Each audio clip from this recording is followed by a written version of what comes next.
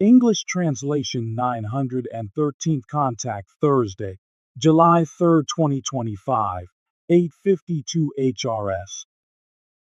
Greetings, Edward, my friend. I'm glad to see you well and not looking as strained as you have been lately. Thank you, but greetings also, dear friend. You know, the last few days have been a bit stressful, because I had a lot to think about, which worried me. Because I had to deal with looking after a woman on the phone who... She called me several times, and of course it was my duty to look after her until she... But now everything is okay again. She has come to terms with herself, so there is nothing more to worry about. I see. And you are predestined to deal with these kinds of problems. You have done it successfully many times in your life. Yes, but we do not have to talk about that. Correct. But I do want to say that it would not be my own business to deal with other human beings' worries in such a way that they cannot deal with them themselves and even... Well, to each his own. And I also learnt what your grandfather Svath taught me, and I knew how to apply as a boy. For example, with Louise Meier when her husband died. As a boy, I also worked with her on the smallholding, learning how to mow with a scythe, how to milk cows, and how to smoke sausages and bacon, which she did in the kitchen because she had a so-called smoke kitchen that was black and full of soot because she smoked in it. I remember that on the north side of the smokehouse, there was a 2-light window with 6 divided panes, which Louise cleaned meticulously to let light into the kitchen. The window was next to the exit door. Another led into the barn, and a third into the parlor, or living room, where the two of us ate zvieri, or vesper, or had our snacks together. The doors were well sealed so that the smoke from the kitchen could not escape. My grandfather made a few notes about that in his annals, as he also did that you... All right, I know what you were going to say. But that is not so important, because learning and being able to do all sorts of things has been inherent in me from boyhood, or should I say from babyhood, and I have also kept that up all my life. And everything I learnt I could always use at some point and somewhere, both here in Switzerland and in many countries around the world.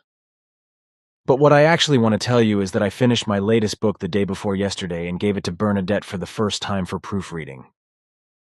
When she has finished correcting it, it will be back with me to complete the corrections, after which it will be passed on to Christian and Daniela, and probably Bridget for correction work. Ava and I are still looking for a suitable title, while Piero then only has to produce the book cover according to what the two of us decide. You can view my entire work here on the computer if you are interested. I would love to, that is what I want to do. Good, then look here. Wait, yes, here. There are 127 pages, which in the book is probably a little over 300 pages. It is not necessary to read the whole thing, but I think you just have to look at the structure of the articles. The whole book is about various things that need to be clarified and therefore also answer all kinds of questions and other things that are not really asked about. But I think a few words should be said about them anyway. Thank you. Of course, I think the structure, as you say, is good. These poems here at the end of the book are the ones in which you and Ptah removed various statements because you had reservations about publicizing them at the time. Yes, that was the case, because there were telephonic threats to which Ptah felt it would be better to leave such and such out. You must have done the correct thing there, because I think trouble would probably have come out of it if you had not done what was really necessary. That was also counseled to us by Mr. who had an important role in the government of Germany, and he then often visited Guido and complained to him, and me that the government of Germany was being mismanaged by neo-Nazis, and that those who did not belong to them had nothing to say, and had to remain silent or simply go along with it against their attitude.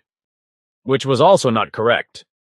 He recently told me excitedly over my secret phone that this was increasingly the case today, and that he knew exactly what was going on because, as he was no longer actively involved in the government himself, he had confidants in the SPD party who would tell him exactly what the individual members of the government were up to.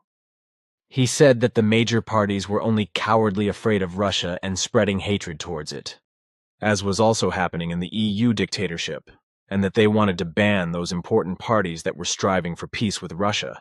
thus mendaciously accusing them of right-wing extremism. All the neo-Nazis in the German government and the EU dictatorship, and he explicitly mentioned names of key figures, craved war and at the same time were cowardly afraid and wanted to build up a large, well-armed army once again to wage war against Russia, as Hitler had already done. Top leaders in Germany even spied that the German army itself would intervene in the war in Ukraine. The political grandees of France and England would also join in, just as all these warmongers would encourage other European states to act in the same way and instill fear in them. The neo-Nazi pack of the SPD party, as he explicitly called the German government, as well as the EU dictatorship and the other European states, are on the verge and on the way to conjuring up a new world war, whereby the Ukraine war is also to be prolonged through a mendacious friendship with Zelensky and Ukraine, and with war-promoting arms deliveries. On the one hand, this is to justify their own war mania to the people, and on the other hand to wear down Russia, with America standing in the background and being responsible for this, which is waiting to be able to include Russia in its world domination mania. All this, but about that it is. Therefore, we should also not talk about it any further. Consequently, every word is too much and will be blamed on you. What I have said is only what Mr. Quetzal told me on the phone, so if I only repeat his words and do not add any things, etc. Even if I will not talk about it because I mustn't anticipate the future, your grandfather already taught me that because that would make the whole thing worse. As you know, I do not engage in politics myself, although I do take the liberty of saying what I realize and what arises politically. What I do want to say, however, is that I know very well that this war in Ukraine is largely not being fought by the Ukrainian and Russian military, but on both sides with many thousands of mercenaries from all over the world, including murderous Swiss, Americans, and Germans, as well as other Europeans from all the EU dictatorship countries. And the fact that vicious war crimes are being committed, as is also the case in Israel under the orders of the mass murderer Netanyahu, is not in question, but is being concealed just as much as what is happening in Russia. Only Zelensky and Ukraine are ever reported in a biased way, with reports on the damage caused there, how many people have died, and what has been destroyed. But what is happening in Russia by the equally murderous and destructive Ukrainian army, which in any case consists largely of unscrupulous foreign mercenaries and other murder enthusiasts from all over the world, is unjustifiably and biasedly kept completely silent. So there is no fair reporting on what is actually happening and what is happening, but only partisanship in favor of the arms beggar Zelensky, who is also getting outrageously rich, like dictator Trump in America. This, while the Ukraine war is America's fault. In particular, ex-President Biden and the rabble of his supporters who wanted to bring Ukraine into the NATO alliance by any means necessary. Despite the promise of the USA, which mendaciously swore in the 1990s that there would never be an eastward expansion by the NATO murderous organization from defeated Germany. But a short time later, this lying and deceitful promise was broken, and eastern state after eastern state was taken over by NATO and Russia was increasingly constricted, whereby in April 1949 this murderous organization was decisively co-determined by the U.S. President Harry S. Truman. Wait a minute. My grandfather listed a few things in his annals in this regard, which I have read, that Truman's purpose at the time was not that, namely not the true purpose of a real defense alliance with a North Atlantic treaty, but to be able to realize America's hegemonic delusion in a sneaky, lying, and deceitful way as a result. This in such a wise that all the member states that joined the NATO alliance, and that far into the future, would wage victorious wars for America, after which America could then establish itself in the defeated states. That my grandfather and you? But I do not want to talk about that because I already know what you're going to say. And that everything is true. I was already able to with Svath, but that mustn't be told openly, what your grandfather said back then. But that really should not be said. But it is true that the fellow howlers of those countries that have joined the NATO murderous organization are so simple-minded that, according to Truman's idea, they are all doing the warlike and other and secret, murderous and underhand and mean dirty work to achieve the goal of American world domination. And all the countries that have joined NATO since its inception are obliged by their lowly intelligent and simple-minded and idiotic murderer militaries and rulers, as well as other accomplices and supporters, to fulfill the American hegemonic delusion in accordance with the treaty. And if the rulers and peoples do not finally wake up from their stupidity and recognize America's true intentions and act accordingly and do not free themselves from NATO, they will soon belong to America, which has already brought about 38% of all countries under its rule, and where America is sitting in the countries. The same fate will befall the EU dictatorship, which the completely irresponsible horndogs in Bern also want to join. With their supporters throughout the country treasonously shouting pro and hooray, and agreeing to treaties being concluded with the EU dictatorship in Bern, without the consent of the people. This is something that has already seen Switzerland's neutrality badly demolished by the absolutely irresponsible and treacherous Bernese government. This is how Switzerland can be completely sidelined by further such absolutely irresponsible, treacherous and autocratic escapades of elements unfit for government, irresponsible, powerful and conscienceless people in the government. This is because, alongside them, the righteous co-governors have no chance of asserting their arguments for what is good and correct, or are simply scrounged over, which brings the whole country of Switzerland down in every conceivable respect. If the entire government in Bern and the authorities in the communes and cantons everywhere continue to muddle along as before, citizens will be increasingly restricted in their freedom by new and completely nonsensical laws. Ordinances, rules, regulations, and recommendations, etc., citizens will even be forbidden to vote and be denied the right to vote. The fact that citizens are even forbidden and penalized for doing the correct thing for nature, wildlife, their very own land and forest and the surrounding area, and are forbidden to do so with threats, fines, etc., or are punished for doing so and monitored by the police and secretly photographed, effectively knocks the bottom out of the barrel. And to bring harm and prohibitions against all reason, and worse than was the case in the old days of the bailiffs. But there is still something to be said about Switzerland, where, slowly but surely, more and more injustice is being done to the people, as I have already said, and the longer the more the people are being bailiffed, and this is being remedied before it is too late. And this must be done, if at all, without rebellion and in such a way through reason and rationality, but that the people revolt and defend themselves sensibly against it, and remove those evil rulers from the governments and authorities, etc., who are no good for their posts, but only cause mischief.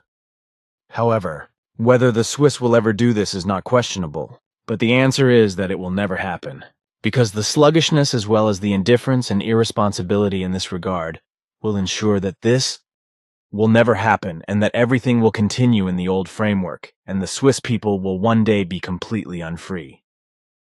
The so-called perpetual armed neutrality will also no longer be of any use to them, which has already been treacherously destroyed by Bern.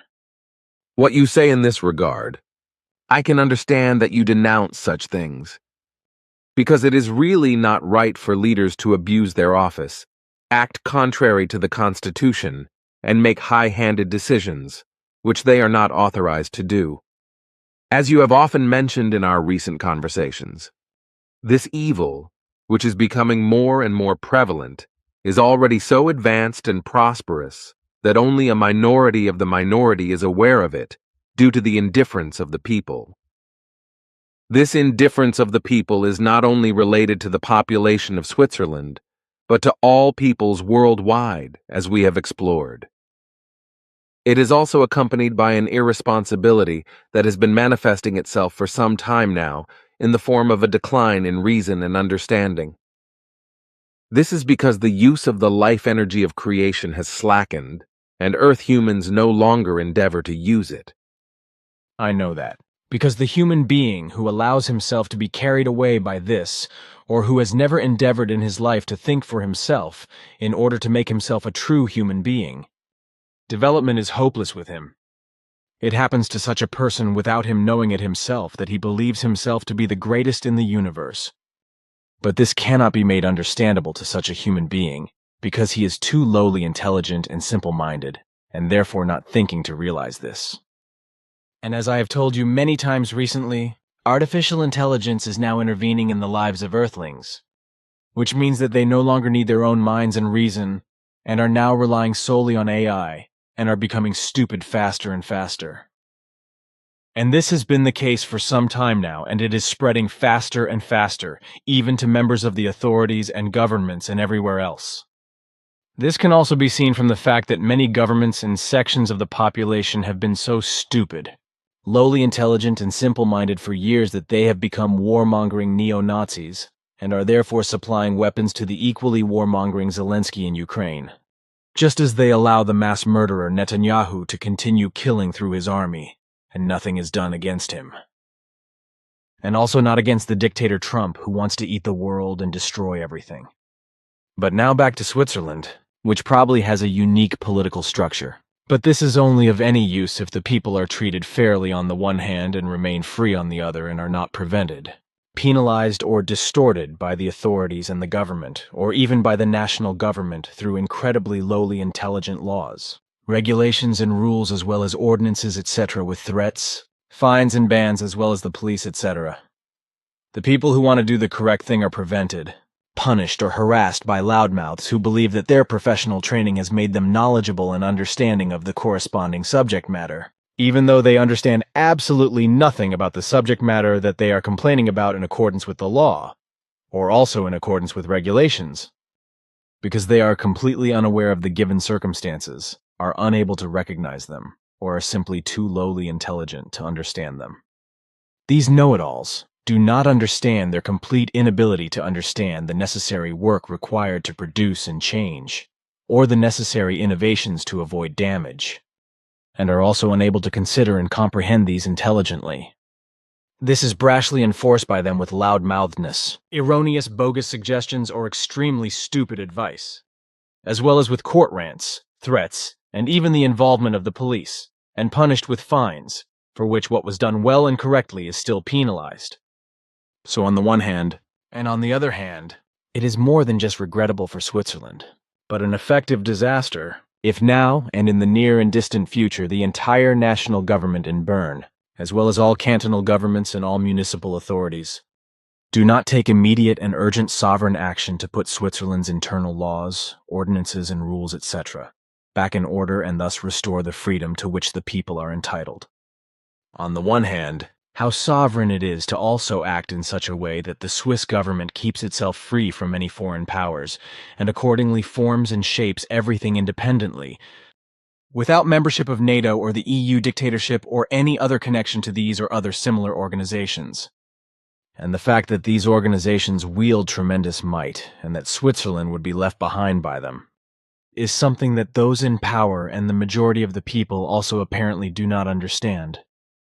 The fact is that those who exercise power over the people in the office of the authorities, the government and the police, or who exercise such power in the family, in religions, sects, or in groups and associations, etc., do not understand that other human beings cannot understand or accept the injustice of the exercise of power, and that only a few find the courage to defend themselves against it with words or appropriate non-violent action and rights.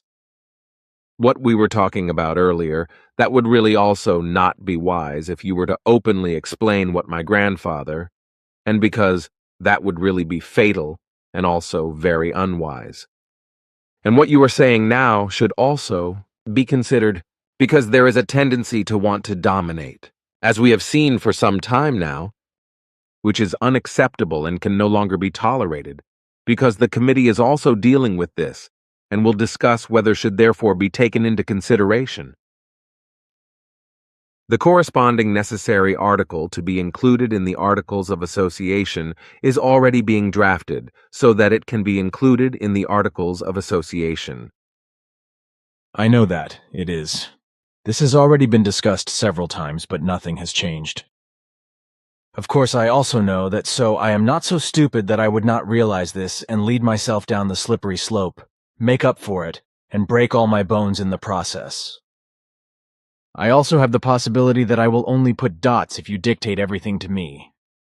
But what I want to say is that the fact is, yes, as I saw for myself together with Bermunda about a year or so ago, What is going on in the war in Ukraine? The events, for example, when Ukrainian military shot up and murdered Ukrainian civilians, which was then meanly blamed on the Russians.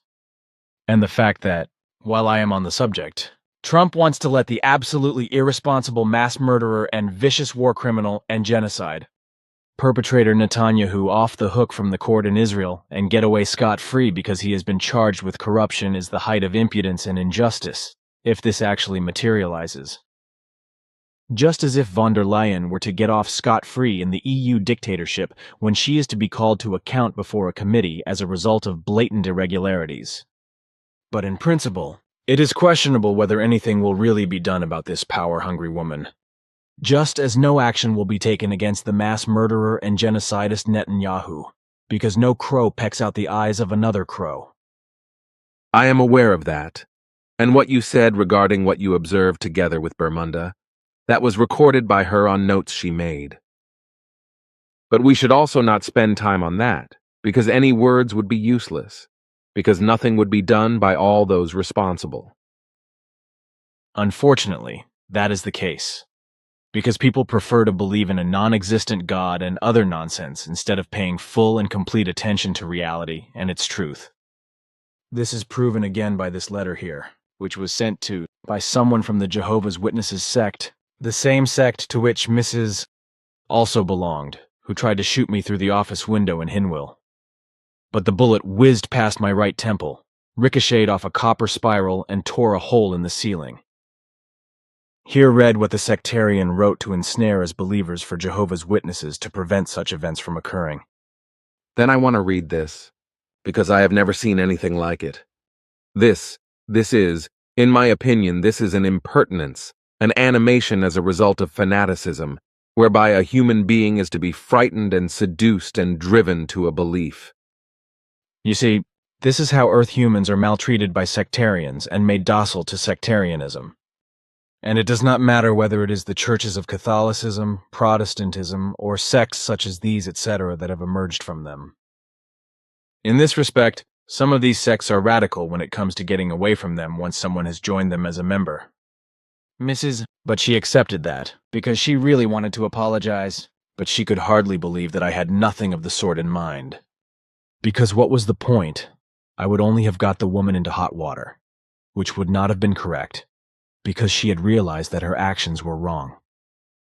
And there was no damage, apart from the fact that the copper coil was damaged, and there was a hole in the ceiling that I was able to paste over again.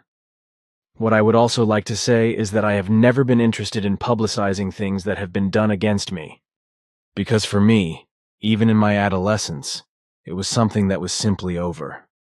Once it had happened, it could no longer be undone. What has happened is what has happened, and can therefore no longer be undone. And what crazy people have against me and my views and think that I have to be removed from the world is their business. And I do not see how I could change their minds and their hatred, because their whole behavior and opinion is their own business, and they have to deal with it themselves. Well, she recently complained to me that she was still being harassed again and again by believers in this sect, and simply could not find any peace. Which is why I advised her to move away and not tell anyone where she was going. She has now done that, and is looking for a new place to live far enough away. And she no longer has to work because she is no longer dependent on work, and also has a pretty good nest egg, as she told me. Your attitude to these attacks against you was already like that in your youth. As I also read in my grandfather's annals, and I am therefore aware that you were badly mistreated and beaten by people whom my grandfather also described as blind sectarians. As he also wrote, it was the case that you never told anyone about it, not even your parents. That is right, and the reason I did not say anything was because I knew that it was not my father, who was a good-natured and calm human being, but my mother, who would go berserk and lash out at all the evil sectarian rabble.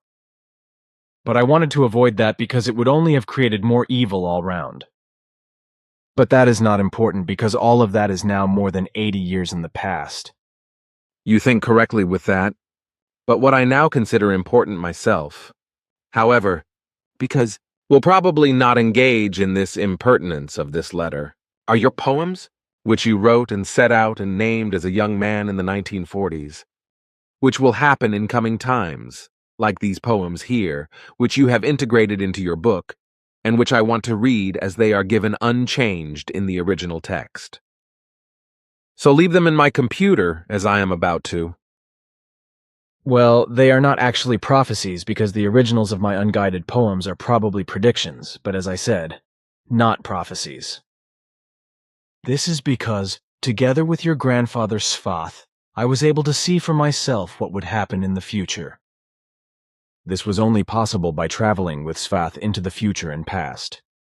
The various omissions or some remarks, in earlier years when published by the Figu, which were removed, because they were not permitted or not responsible at the time of publication and would have led to attacks by certain people concerned and to accusations, are now included in full in these poems, although I hope that they will not cause offense in some quarters and that there will be a thunderstorm as a result. However, it would be reasonable to expect certain powerful and big-snouted people in certain governments to feel affected. That may be, but let me read now, sure. Here's a line by line. Non-poetic. English translation, preserving the number of lines 44 lines, and the original flow and meaning as best as possible, without turning it into poetry. What will inevitably come to Switzerland? The shepherd boy must be cautious of a bloody gang of criminals. Evil comes quickly in sheep's clothing and brings with it heavy and deadly suffering. The inner peace of the country breaks apart badly, and then death and destruction will laugh. One day, the country will be shaken by anarchism, by hatred and evil religious fanaticism. A great wave of robbery will come unexpectedly, years of crime, murder, and strife. In many places, bright fires of destruction will burn, and life will become unbearable. Traitors in the federal government in Ben will destroy the very core of neutrality, thus foolishly creating enmity, while still pocketing large wages. And natural forces will destroy much, great forests, beeches, ashes, and pines. Much water will flow and often surge, and many people will hope for help in vain. The climate will collapse, causing great damage, because people have poisoned it completely. A village in the canton of Valais will be completely destroyed, as a rockslide buries it unexpectedly, for the climate collapse will bring warmth and remove the mountain stability. The earth will quake and lightning will strike, and fierce storms will rage. 3 people will die violently. This triple murder will happen in Zurich. Federal councillors will prepare for treason in a maliciously dictatorial European Council. In Ticino, a large forest fire will blaze, burning down trees, and this soon. Then a deadly epidemic will rage, bred in China as an act of revenge. Alpine land, beautiful noble Switzerland, land of shepherds, this will happen, and it will begin soon. A great disaster will strike the SBB, but misfortune will also occur on a lake. Heavy snow in its pure white coat will bring unspeakable evil, hardship, and suffering. Many people will experience hell on earth in a very beautiful, beautiful mountain valley. One city will face grim grey terrorism, another will suffer from foolish euphoria. Aviation will also be badly affected, as will road traffic and prostitution.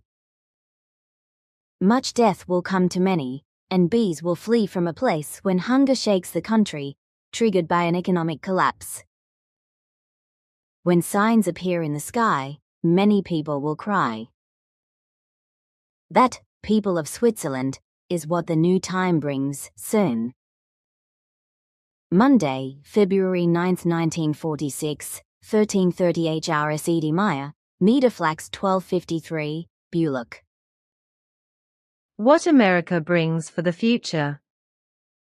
First, with clear words, it must be said again and again. That it must be said up front that in the future there will be a path of lament for the future of humanity. with misery, distress, much death, and harsh pain. The peoples of the earth are divided by war. The world war of the Nazi Reich is now over, but now the destructive time comes over the world, with death and destruction, and evil befalls humanity. The whole East will be forced by America, bringing hegemonic disaster, acting as a deadly weapon of war. Much will be destroyed on Mother Earth, harshly and very badly, through America's hegemonic madness, a ruinous insanity noise. Because of this, the earth will tremble and inside tear apart the earth, and countless lives and buildings will be destroyed over decades. From America's hegemonic jungle, evil wars will come, murdering, robbing, destroying, and many will lose their lives. America reveals itself as an evil sign in the coming dark time. When its hegemonic madness cries for wars and world domination, when evil breaks out from its centuries-old power jungle, its greed for world domination creates a malicious war frenzy. America's greed for hegemony reaches even the deepest earth tunnels, and everything will be very bad as great quakes roll over the earth, when through hate and war, fire and explosions, evil rumbles.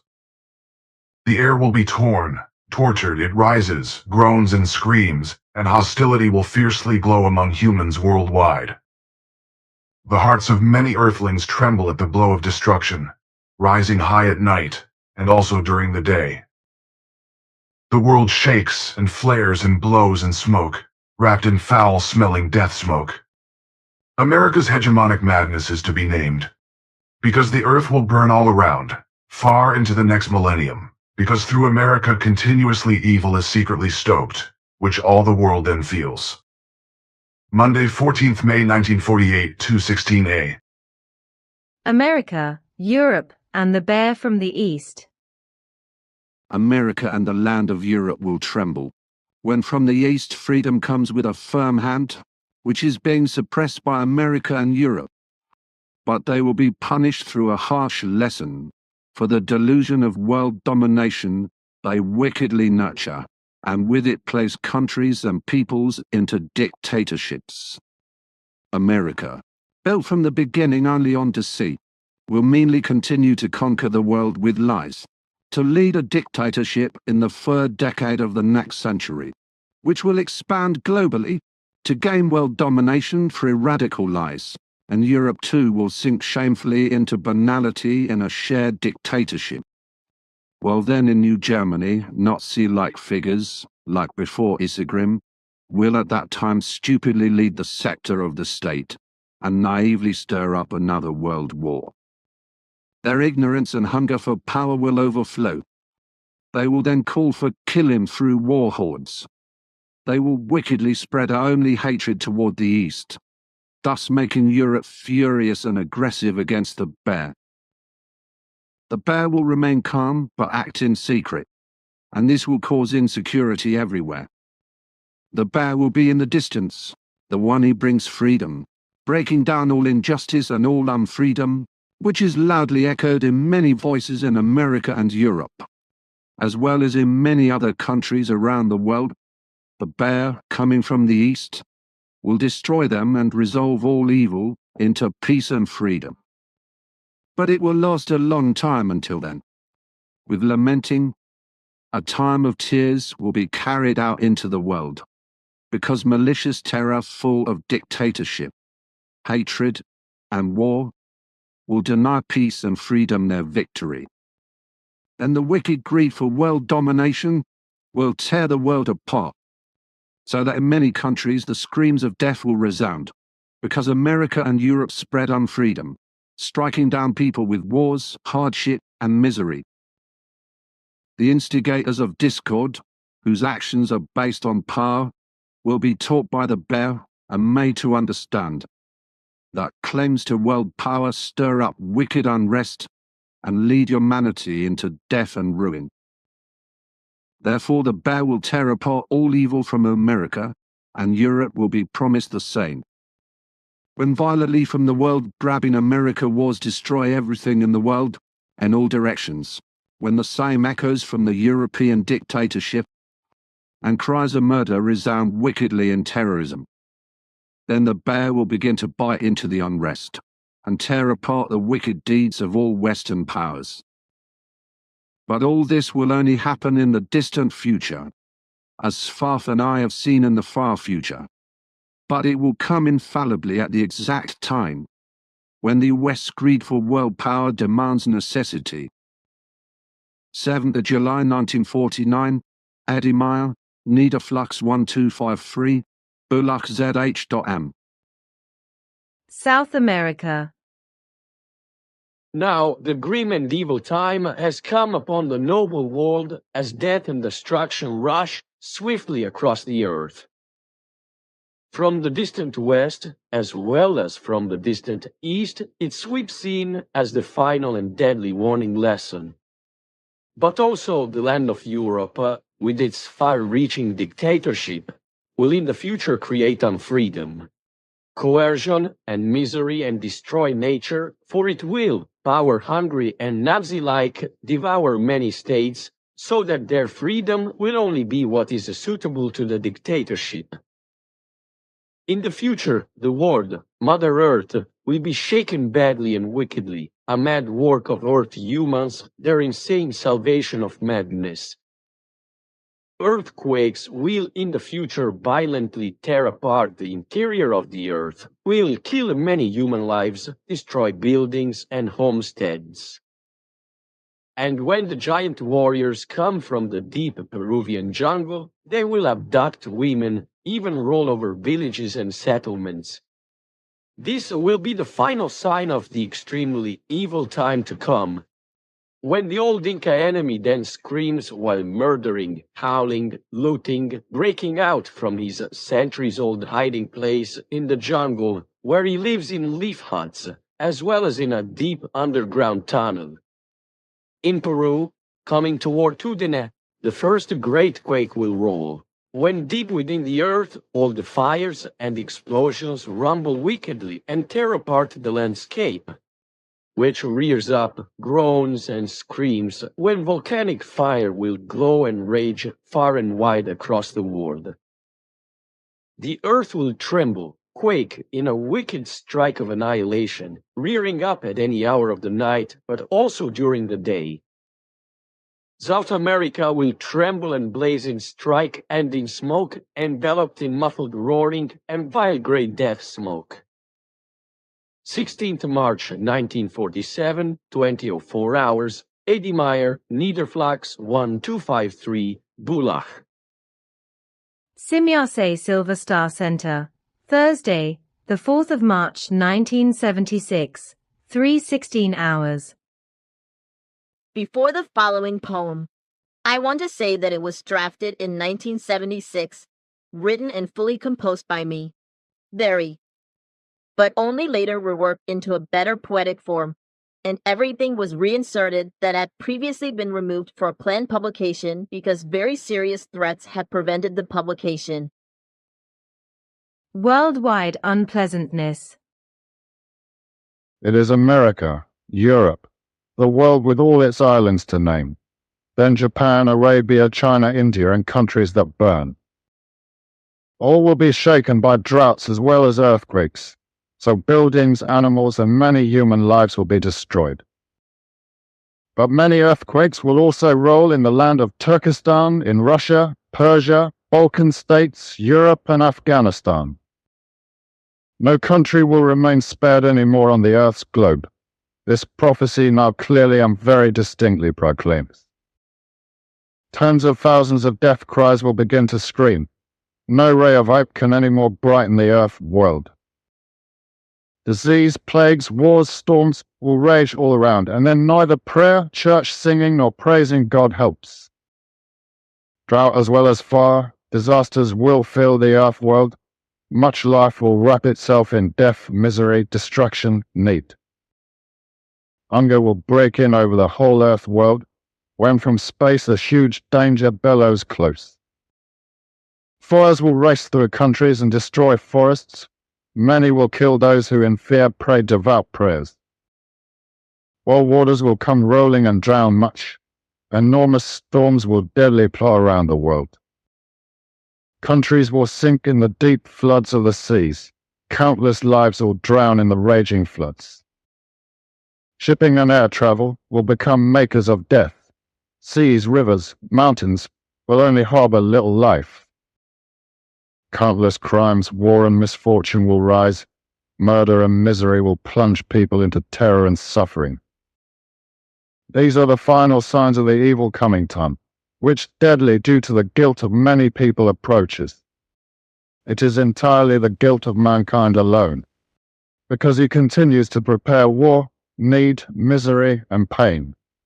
Because he robs all earth treasures, metal and oil to gas, destroys all laws, all forests, all life down to the grass.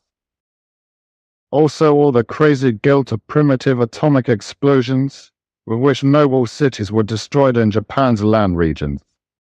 From now on the earth will no longer come to true rest, because man has taken too much from her treasures, exploited her, severely burned and wickedly robbed, built madly with houses, dams and reservoirs.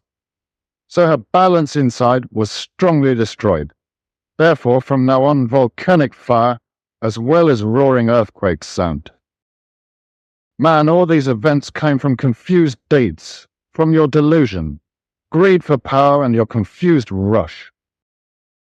You alone bear guilt for all now coming destruction, which you invoked through a madness striving.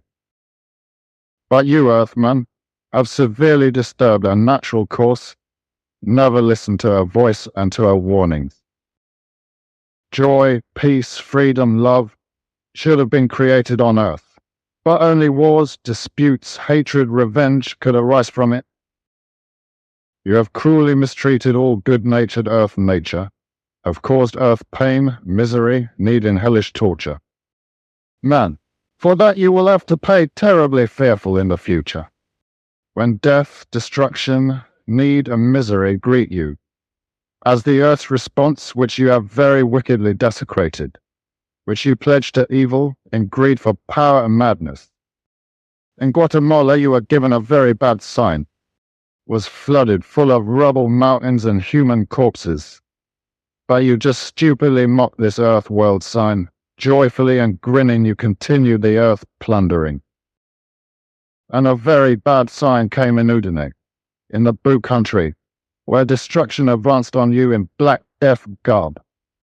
Millions of earth people were brought to death by you. You made life and existence into evil misery, but yet you have not become much wiser from it all. Never do you stop killing nature and the earth world badly. You wrongly believe in madness to find consolation in a god, so you try even more to bind yourself to religious lies. Honor a fictional god, lying pope and religious fanatics. Thus despise nature and creation as a whole. Man of earth, you bear the guilt of earth events. If you had not paid attention to religion, you would have seen it. And if you had not been so greedy for money and power, you would have once read the ancient prophecies, which have long announced to you the signs of the future, brought by wise men who have proclaimed them so often. You, Earthman, have indulged in power and religion, and ordered misery, hate, lies and scorn to creation. Thus believed also the politics and sectarians their lies. You let yourself be exploited and deceived by them lifelong. Now, however, you will pay for it in very large measure, because now the door to destruction has been widely opened for you.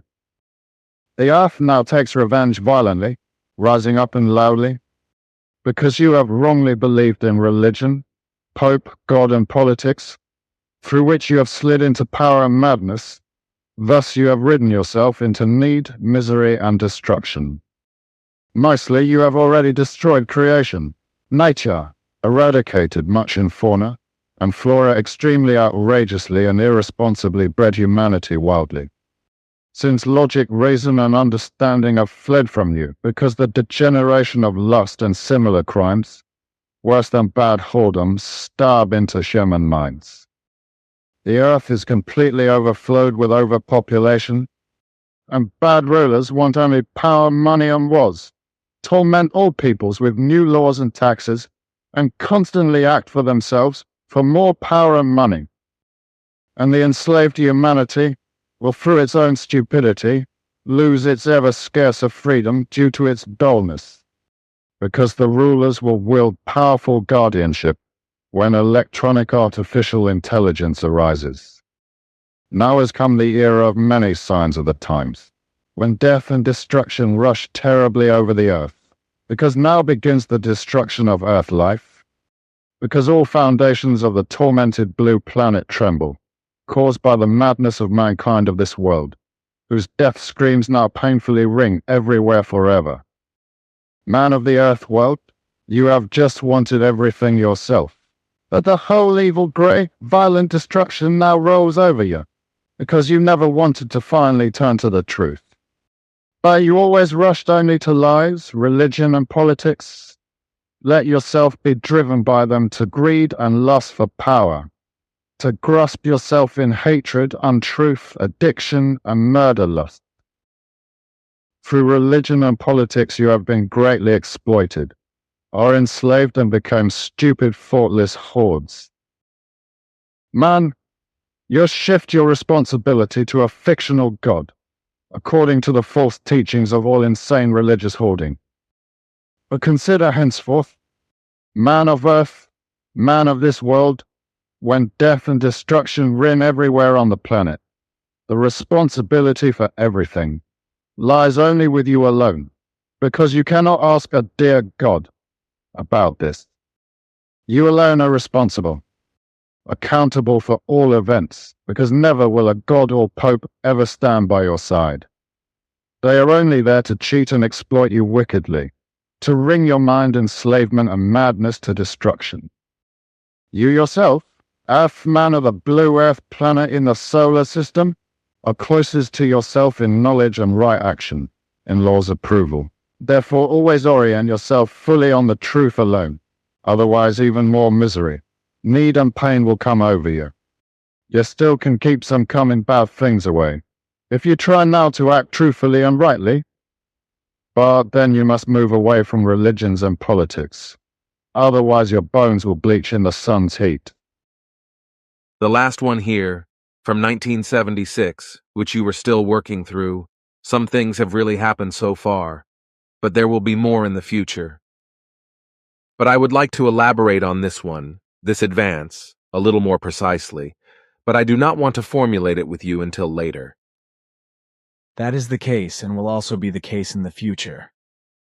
If you want to formulate it a little differently here, we can do that. But all the poems that I wrote while I was still at school, there are a few more than these, trigger bad memories in me, because I tried to get them published in newspapers. Unfortunately, I did not succeed, and the copies were also stolen from me at school, and at least the teacher Frey got hold of them, as well as various articles that Esther had stolen from my school desk and given to the teacher. All the poems were together, which I had been writing for years and which your grandfather Svath had photographed, so the sectarian and lout teacher had them all together. Again and again he caught me together with Horiton, because I could not just run off in the classroom. 3 times they caught me on the Volleybern, and once there were 4 more people from the sect who all beat me up miserably. And as you know, this sect tried to get rid of me all over the world, which has happened 27 times so far. You can count 7 more attempts on top of that because I do not know how many there were. I did not count them, but it came to what was thought in the process. I do not want to think about it, because it would not do any good, and besides, it was all a long time ago. However, the fact that human beings can be so fanatical about their faith, like the believers in the sect that some wanted to corner me even abroad in various countries, and are still trying to do so today, although I think that this supposition has indeed. I do not think we should talk any further about this topic. I received another quote from Occam today. All I can say is that it fully corresponds to what is effective. Quote of the day. Of course, the common people don't want war. But after all, it is the leaders of a country who determine the policy, and it's always easy to bring the people along, whether it's a democracy, a fascist dictatorship, a parliament, or a communist dictatorship. That's very easy. All you have to do is tell the people they are being attacked and denounce the pacifists for lack of patriotism and for exposing the country to danger. This method works in every country. Hermann Göring, Nazi criminal source, the Site.net 1.7. 2025. The truth is also that the people simply put up with everything their rulers do, regardless, and mindlessly accept everything those ineffectual and lazy elements of the government spout. Namely, those who, in fear, cowardice, and their inability to fulfill their office, are morbidly intelligent, selfish, and greedy for power, with horrendous remuneration at the expense of the people's tax money, promote nonsense and even discord, strife, and, in their fear and cowardice, war, destruction, and ruin. The state-run murderer organizations, that is to say the military, have to answer for this, in which the armies are set upon other peoples in a murderous manner, and this in turn is financed by the people's tax money, so that they have to pay high taxes for their own murder. But look here. Michael asked me about the 12 recommendations, for which I have interpreted the following, which I will read to you if you have the time to listen to me. I'm not in a hurry for time. Good, then hear what I have written, and for which perhaps this and that is required to complete it. But first listen to this, for which I think that it is necessary in and of itself to explain everything in more detail than is done, superficially by those worldwide experts, of religions and sects, etc. These recommendations, in their actual values, are humanly created guidelines, which are supposed to originate from a God, but which are completely natural and which exist universally in Earth humans, and also in various forms of different genera and species of human likeness. Thus, the following results from my point of view and my understanding, which is to be explained once in an understandable form. Which I think you are very capable of doing, unlike those whom you call professionals, but who are clearly not capable and able to explain everything correctly, and also lack the necessary knowledge. Basically, billions of human beings follow beliefs of various kinds. Just like the 10 billion or so Earthlings who, because of their delusional beliefs, consequently only have a false way of thinking and cultivate assumptions. But now listen to what has emerged from my answers to the questions about the 12 recommendations, starting with this. Fundamentally, it is first of all necessary to explain generally and thoroughly what creation is in all its values, as well as in the reason for its existence, as well as energy and power. What creation is such is in and of itself. Checked for correctness. Svath Sunday, 6 February 1949. Eddie Meier, Niederflachs 1253. Bullock expanded by authoritative important statements on 5 July 2025. Creation is not a religiously conceived imaginary God, not a being of any kind, that tells or instructs human beings what to do or not to do, because it is human beings themselves, like every other life form, who decide, determine and decide, and act on their own actions. The creation itself is neither a great nor a small being that would somehow be human. Human-like, divine, determining, directing or guiding all events of all kinds, and would realize them effectively, or have them realized by human beings, etc. The creation is not a being of religion. Creation is not an essence of religion, a word that is etymologically highly controversial, and whose meaning is not clearly defined. Even in very ancient times, the word religio was used on the one hand to mean binding back, while on the other hand, the Latin word for religion is religare, which means to bind, or to tie. However, Marcus Tullius Cicero, the eldest son of a Roman knight, interpreted religare as to read something again, and also as to reconsider. Note, the name comes from the Latin term "cisa," which means chickpea. Cicero was the most famous orator in ancient Rome, as well as a lawyer, politician, philosopher and writer. He was also known as a climber and upstart because he was the first of his clan to hold the office of consul, and was therefore referred to as homo novus. which also means new human being. This was in the year 63 BC, when Cicero held the consulship. At the time, he was the highest magistrate of the Roman Republic, and also extremely powerful, which is why he was able to put down an attempted coup d'etat by the senator Lucius Sergius Catilina, who tried to seize the might of the Roman Republic through the conspiracy. Cicero was then honored by the Senate as the true father of the fatherland, for defeating the attempted coup. Creation is what nature and the universe as a whole is, that which exists as a whole and therefore exists, but not a fantasized imaginary existing being called God, which is to be worshipped and is also worshipped by believers. Creation should be recognized as existing nature and simply respected, appreciated, honored, cherished and cared for, with honor and dignity. But it is not that which is erroneously called God by delusional believers, and is worshipped and idolized as such a fantasy figure, who is adored, fanatically worshipped and reverently idolized by delusional believers as the Son of God, as a result of blind fanatical believers, with lying and terrible fraudulent claims. Something that should not be, however, because in reality and truth, Emmanuel, as the man was really called, who is falsely and fancifully called Jesus by believing fanatics, was an earth human who brought and taught the teaching of truth, teaching of creation energy, teaching of life. He also taught that there is neither a God in heaven, nor a God, God Creator, or God the Father. And he taught that only human beings have the audacity to exalt themselves as God or gods. Just as only morbidly megalomaniac, power-hungry and insane human beings can set themselves up as rulers and other power-hungry people over nations. Many allow themselves to be celebrated and slavishly worshipped as gods, by the massively misguided and oppressed. Although in truth and reality, the worshipped human beings are of zero value as truthful human beings, but are extremely mendacious, deceitful and depraved elements.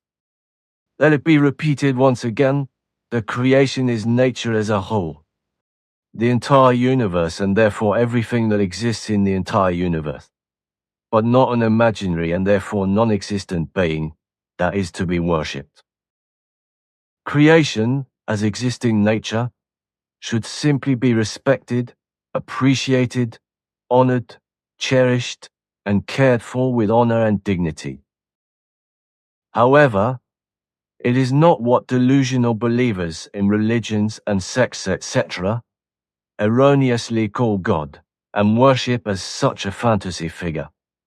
This, as in so-called Christianity, for example, where a human being called Jesus Christ is idolized and sanctified as the alleged Son of God, who, as a result of blindly fanatical and deluded believers with evil lying and bad fraudulent claims, is worshipped and reverently adored as the Son of God by many morbidly delusional believers. Something that should never be, however, because in reality and truth, Emmanuel, as the man was really called, who is falsely and fancifully called Jesus by fanatics of faith, was a normal human being on earth, who brought and taught the teaching of truth, teaching of creation energy, teaching of life. He also taught that there is neither a God in heaven, nor a God, God Creator, or God Father of earth. And he also taught that only human beings have the audacity to elevate themselves as gods or goddesses, as well as foreign travelers from afar who, out of pathological megalomania and greed for power and as madmen, set themselves up as rulers and other power-obsessed people. Many allowed themselves and still allow themselves to be celebrated and slavishly worshipped as a god by those who are massively misguided and oppressed by faith. Although in truth and reality, the worshipped are worthless as true human beings. And it should be said again and again, there is no heavenly God, God Creator or God Father, etc., because such a figure and thought hallucination corresponds in any case only to a completely worthless, imagined and fantasized figure, which is always invented by completely unreal and misguided human beings and worshipped in a delusion of faith, pleading and hoping. This also applies to other gods. That believers in religion and sects or other delusional believers in God stupidly worship a god or several gods and senselessly hope for help and blessings that they will never receive, unless the praying and pleading people help themselves, which they then attribute to their imaginary god in the bottomless roaring low intelligence of their delusional belief. Creation is neither commanding, demanding, nor begging, for truthfully creation is in reality and truth pure, autonomous, and independent nature, which allows everything to flourish and grow and become in its entire 7-universe space. This is given in a total of 7 different main dimensions in the same area of creation, whereby the Dan universe, as it is called by the Pleiaren from the ANKAR universe, is our universe, while the 6 other and differently dimensioned universes, which are all in the same creation space, but as explained, differently dimensioned and outside the area of our Dern universe, are called parallel universes by Svarthe Pleiaren in the 1940s. These parallel universes, which each have a dimension of their own, and thus do not affect the other universes of creation, not only contain the dimension of their present according to time, but logically also countless dimensions of the past and the future, which, if the living beings, physical or immaterial, belonging to the respective parallel universe have developed, the ability and possibility to travel back in time, or to the future, and thus to break through dimensions of the future or the past. If they are even capable of doing so, like the Pleiaren from the Ankar universe, then they are also able to break into and travel through the various dimensions of the future and past, or also the present of the parallel universes. And again, it bears repeating that creation is neither commanding, demanding, nor begging or otherwise demanding, challenging, burdensome, difficult, grueling, or laborious, arduous, or burdensome. Truthfully, it is in reality and truth comprehensively given in its existence, in all its 7 different main dimensions, in the same space, in the same direction, but separated by 7 different dimensions. The 6 other universes outside our Dern universe have been described by Svarthe as parallel universes, from which it is possible to cross over from one parallel universe to another through rare natural or artificially created passage gates, insofar as life forms are technically able to do so. However, these parallel universes belong entirely to the 7-fold creation space realm, or further or other, and thus absolutely foreign, universes of other creations, that is to say, those that are not parallel universes of the creation space realm, can be broken through. If any life forms are capable of this, then they belong to another creation that has nothing to do with and is not connected to the one that is our creation. Through natural or artificially created passages, it is therefore possible to cross over into the parallel universes. Each universe is always divided into 7 energy belts, of which the middle belt in each universe is the honeycomb-shaped cosmos or material belt. The cosmos is completely renewed every 49 billion years by a strong invisible gravitational energy, which ensures that the cosmos and the material belt are held together. In this respect, in the center of each of the 7 other dimensional universes of creation, there is a cosmos or material belt, which is honeycombed and is constantly being changed by a completely invisible, but all-encompassing strong gravitational energy and force, as this is given in 3 ways. Firstly, in the wise way mentioned, whereby the cosmos or material belt is held together by the completely invisible gravitational energy, which is present throughout the cosmos. It is necessary to explain that the wandering and invisible gravitational energy is given in such a way that it moves continuously through the honeycomb-shaped cosmos or material belt. How invisible gravitational energy holes are created in the star systems and galaxies, and also in space. How these huge invisible gravitational energy wanderers cause gigantic changes in the Milky Way and solar systems, etc., through their immense energies and forces, as well as through comets, meteors and asteroids, etc., which ultimately cause changes. This ultimately means that there is a constant change that alters and renews everything. Consequently, in the cosmos or in the material belt in each of the 7 universes, every cosmos or every material belt in each of the 7 universes of creation is renewed every 49 billion years.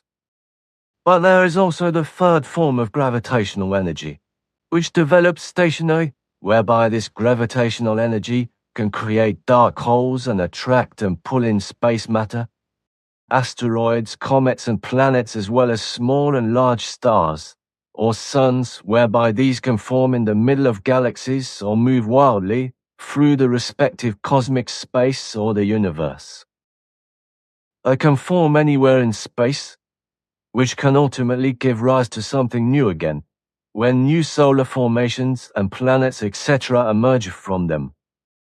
And this has been happening for trillions of years, ever since creation has come into existence through the work of the absolute absolutum, which also has to go through the same development as all other countless creations that exist in the endlessness of the infinite space of the infinity of Nihilo. This all happens completely naturally, and in the entire cosmos or matter belts of all 7 other dimensional universes of creation, nature, fauna and flora of all genera and species.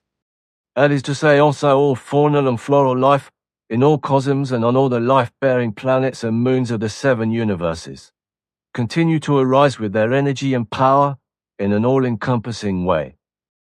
Everything is always and without exception myriad times brought to life when the viability of life is given on a planet or moon, etc., and then it also evolves, transforms, mutates, unfolds, thrives and takes effect, and allows everything to become, as it was created early on in primeval times, in a completely and emphatically neutral way, as well as predetermined by creation nature. Everything together in its myriad forms is completely incomprehensible to the human intelligentum, and also to the mind of human beings, no matter how highly, widely and knowledgeably developed it may be. So to repeat, all of this is completely natural, and in the entire cosmos or belts of matter, creation with its energy and power continues to produce nature, fauna and flora of all genera and species, and also all faunal and floral life on all the life-bearing planets and moons of the 7 universes. Everything is always, and without exception, myriad times brought to life when the viability of life exists on a planet or moon, and then it also evolves, transforms, mutates, unfolds and takes effect, and allows everything to become, as it was created and given early on in primeval times in a completely and emphatically neutral way. Everything together in its myriad forms is completely incomprehensible to the human intelligentum, and also to its mind, no matter how highly, widely and knowledgeably developed it may be. This, as well as everything else that exists in the entire cosmos, or the material belt, all suns, planets, asteroids, comets, stardust and the universe or outer space, in which electrons, neutrons and protons were fundamentally formed in the primordial soup, which developed over time and duration into ionized deuterium atoms and hydrogen atoms, etc., from which helium subsequently resulted through their fusion, etc. Before all this happened, there was only the nihilo, the nothingness, or the eternal and timeless, endless nothingness, before it emerged, which is inexplicable in human terms.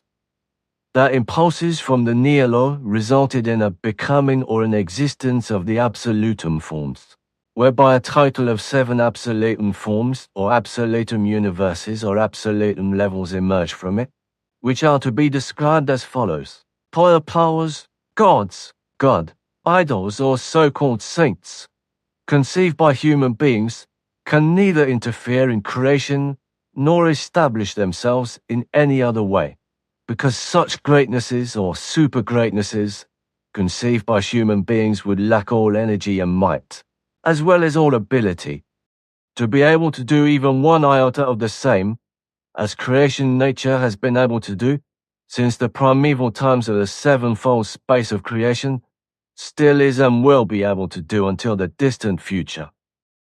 With regard to the absolute forms mentioned, the following is to be explained.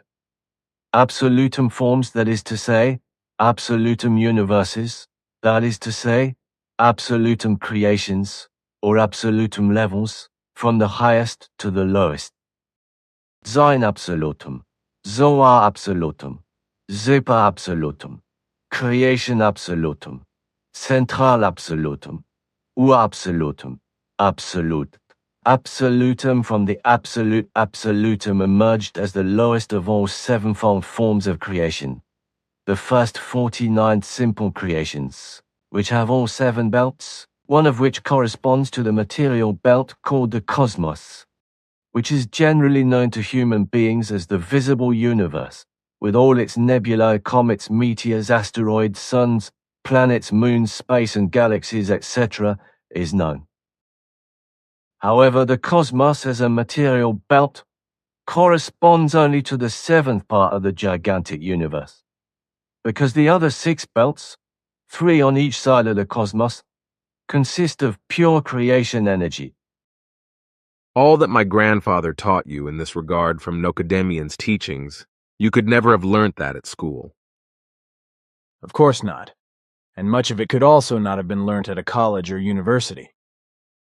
But now I have something else that Michael asked me, namely about the 12 recommendations, which I mentioned, but for which it was necessary to explain a few things about creation first. But what I have to say about the 12 recommendations, of which there are many more, if these were observed, then there would really be no need for any state-imposed laws to keep order among human beings. Consequently, there would be no need for laws to keep order and the like, but only those that are relevant to criminal and criminal behavior, etc., and would therefore be punishable. Laws are also mentioned in the commandments.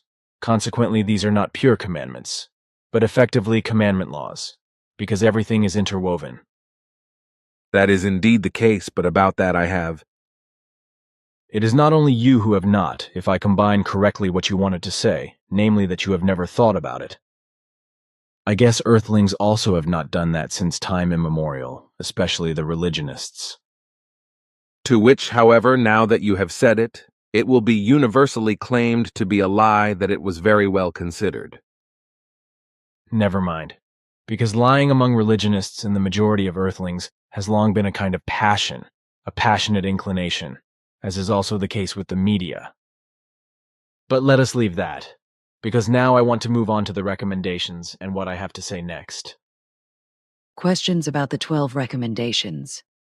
With regard to the given 12 recommendations, it should now be explained in more detail, in a responsible and brief way, what these recommendations actually contain as a whole, what they basically mean, and what they are to be understood as, and how everything is really to be understood from them.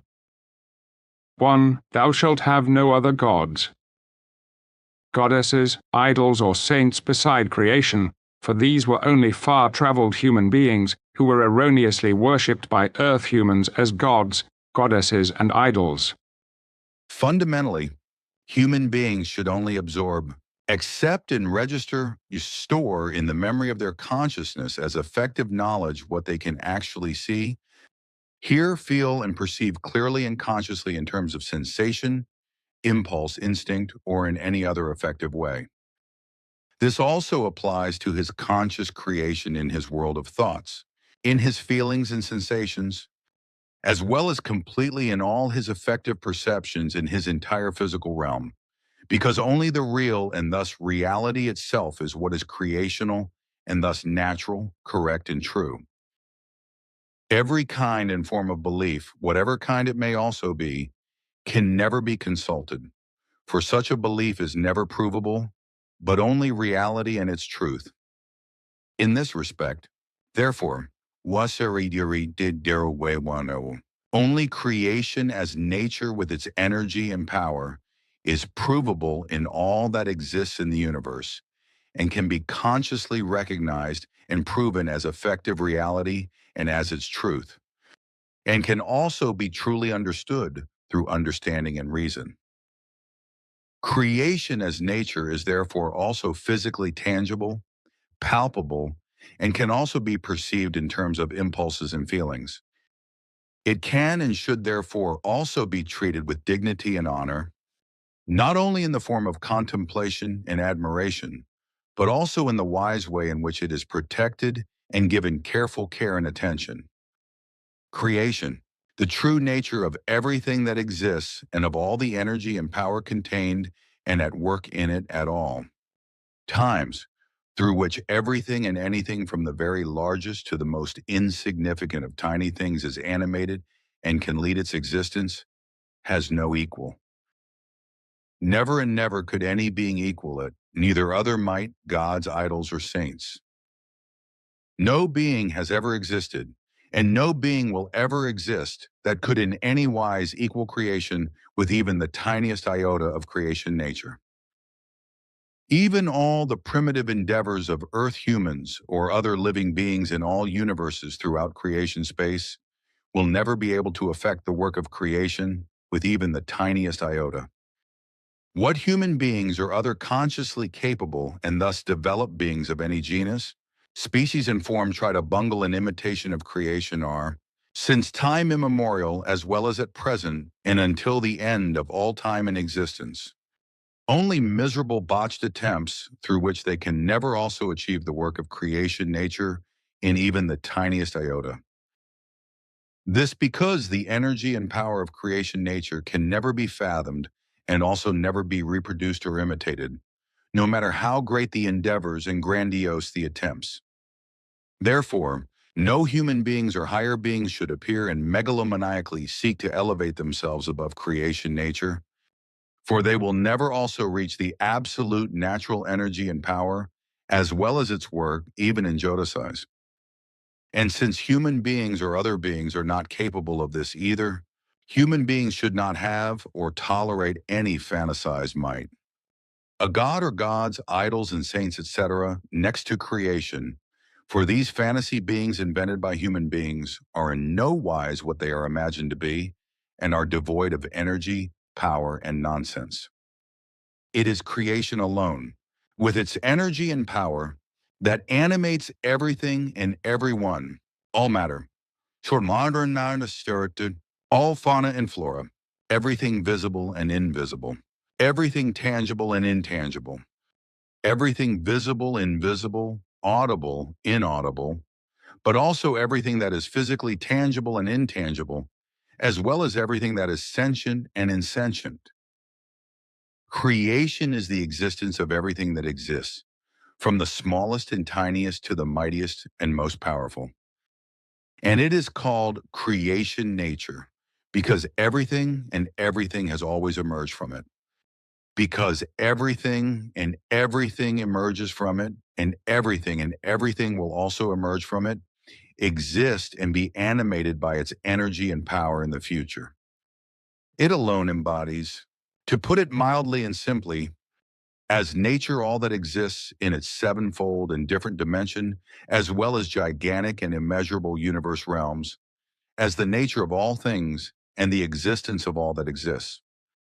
Apart from creation as such, there is neither energy and power nor anything else that would be equal to it, neither by human beings nor by might conceived through their imagination, reverie, or illusions, nor by any conceived God, nor gods, dumb morning, idols or saints, who would also only have the tininess of zero energy and power in the slightest wise, would be able to work in the same way, which only creation as such, with its energy and power, can bring into being and bring about what it alone is predestined to do.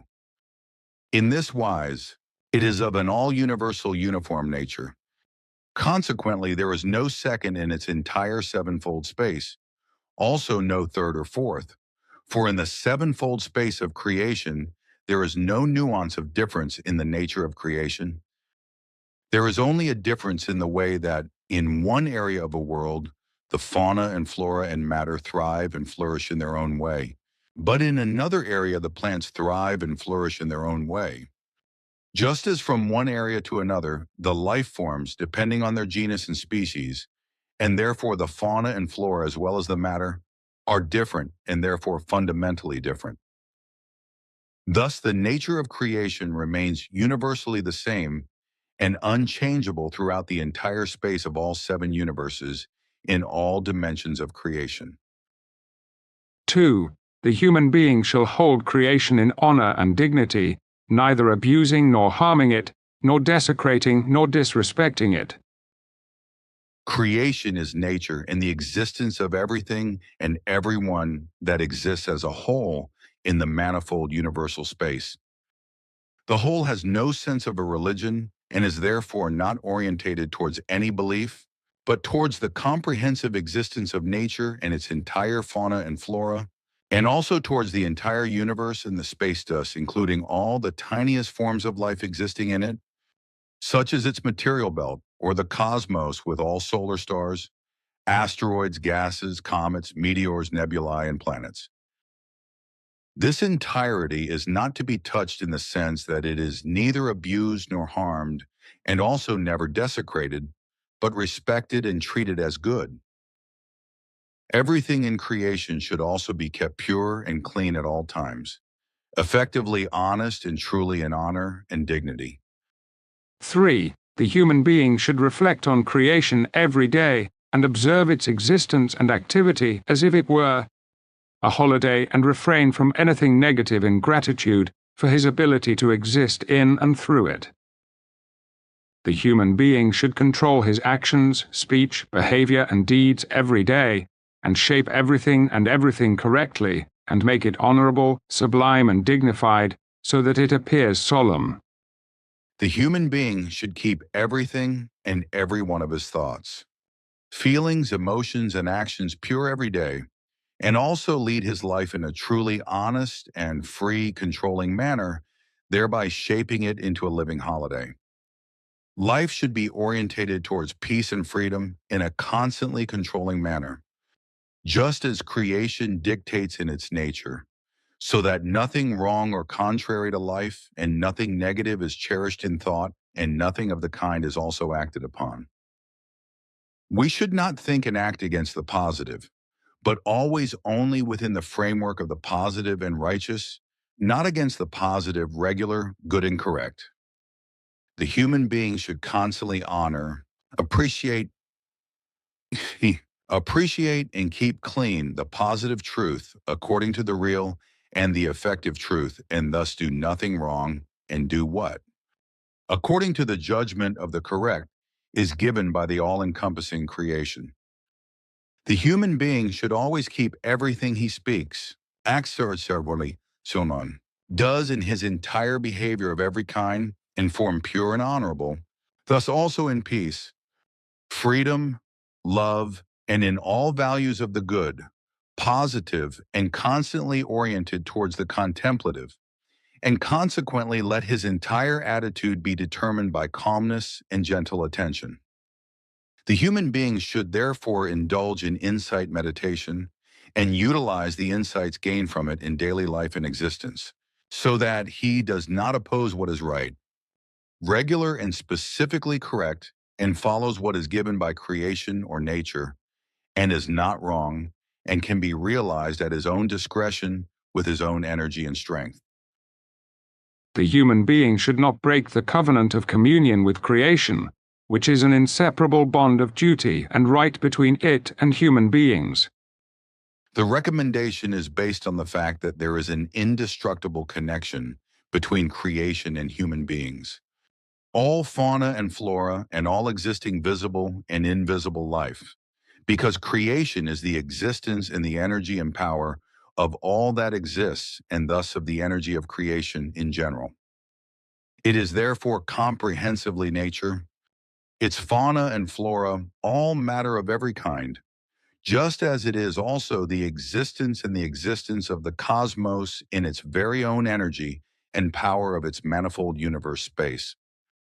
In this way, creation is the connecting pole of all being and non-being, as is also the connection between it and every life form existing in it. Whether it moves independently or is bound to a place, flies, flutters, runs, crawls, wins, swims, creeps, bores through the earth, trees, plants, etc., or digs and burrows through the ground. What creation provides and inevitably connects everything with it and its existence is all and everything of its energy and power, and therefore life or simply everything that creeps and crawls. The human being is first and foremost a part of this, and everything that is of its kind or similar, endowed with an evolutionary consciousness. Accordingly, creation and human beings together have a relationship of the closest and lifelong bond, whereby this is called marriage in the sense of human beings, which literally means community of life. But this is fundamentally a connecting state of creation with everything that has been created, exists, and has become effectively existent through it.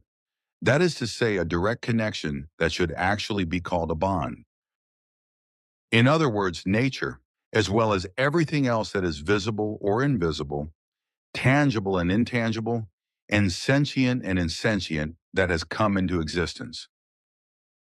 So all this is nature and all its fauna and flora, as well as everything that exists. Everything was already given from the ground up as an all-encompassing connection for everything and anything. So first of all, hermaphroditism for creation itself, this as its form of its great energy and power of evolution, which it fundamentally integrated into all its creations or into all its objects of the entire fauna and flora. The faunal life forms, mainly human beings, animals and creatures, etc., were thus created in a very specific way as hermaphrodites, specifically as female and male beings, who consequently exist with ovarian tissue and also with testicular tissue in equal or opposite gonads. The external genitalia as well as the internal duct structures naturally show differences between male and female. The actual genital tissues generally manifest themselves in all but about 8 to 10% of the various life forms in groups with a bisexual interpretation, which means that hermaphrodites or bisexual beings can also develop from them. The human being, animal or creature can also be intersexed, such as human beings, animals and creatures with variations in sexual characteristics and sexual development or intersexuality, etc. According to what has been explained, the human being has naturally complied with hermaphroditism at an early stage of his creation or incarnation, and has united and joined together as a male and female being, thereby complying with the creation requirement of evolution and further development as well as reproduction. So he has consummated a marriage, which is a hermaphroditically predetermined union between a woman and a man, which was made by human beings into what is nowadays usually legally recognized as a marriage between two sexually different persons, that is to say, between a man and a woman, but which can also be possible, for example, between two homosexual men or lesbian women. Being connected in this way is a natural right that is not only reserved for human beings, but also for all fauna and flora, and therefore all animals and creatures, as well as all life forms in general. The law of creation given by natural law should not be broken or disregarded. This should be justified and recognized for human beings. Social law and against all false and forbidding religious teachings in this regard, Also when it is usually religiously, officially, and ritually or legally regulated and takes place with ceremonies.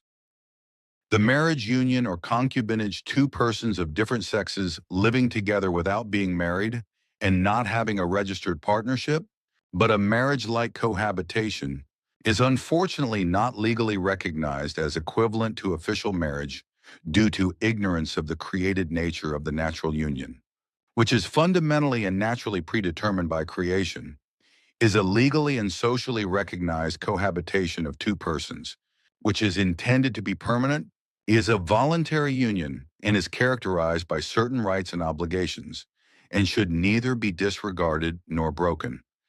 Bearing in mind that every such union is predetermined by creation in this way, but cannot be regulated again in the event of Ausertung and is rendered unviable. For human beings, this means that if a marriage no longer works, for whatever reason, it can and should be divorced. In other words, a marriage should not be broken willfully because it is not only a personal decision, but is also creational, even if it is recognized by law, state, and society. Marriage is a voluntary cohabitation based on a voluntary decision by both partners to live a life together that is designed to last a long time. In accordance with the creational bond, meaning that it should not simply be broken on a whim, but only when there is a real need for it.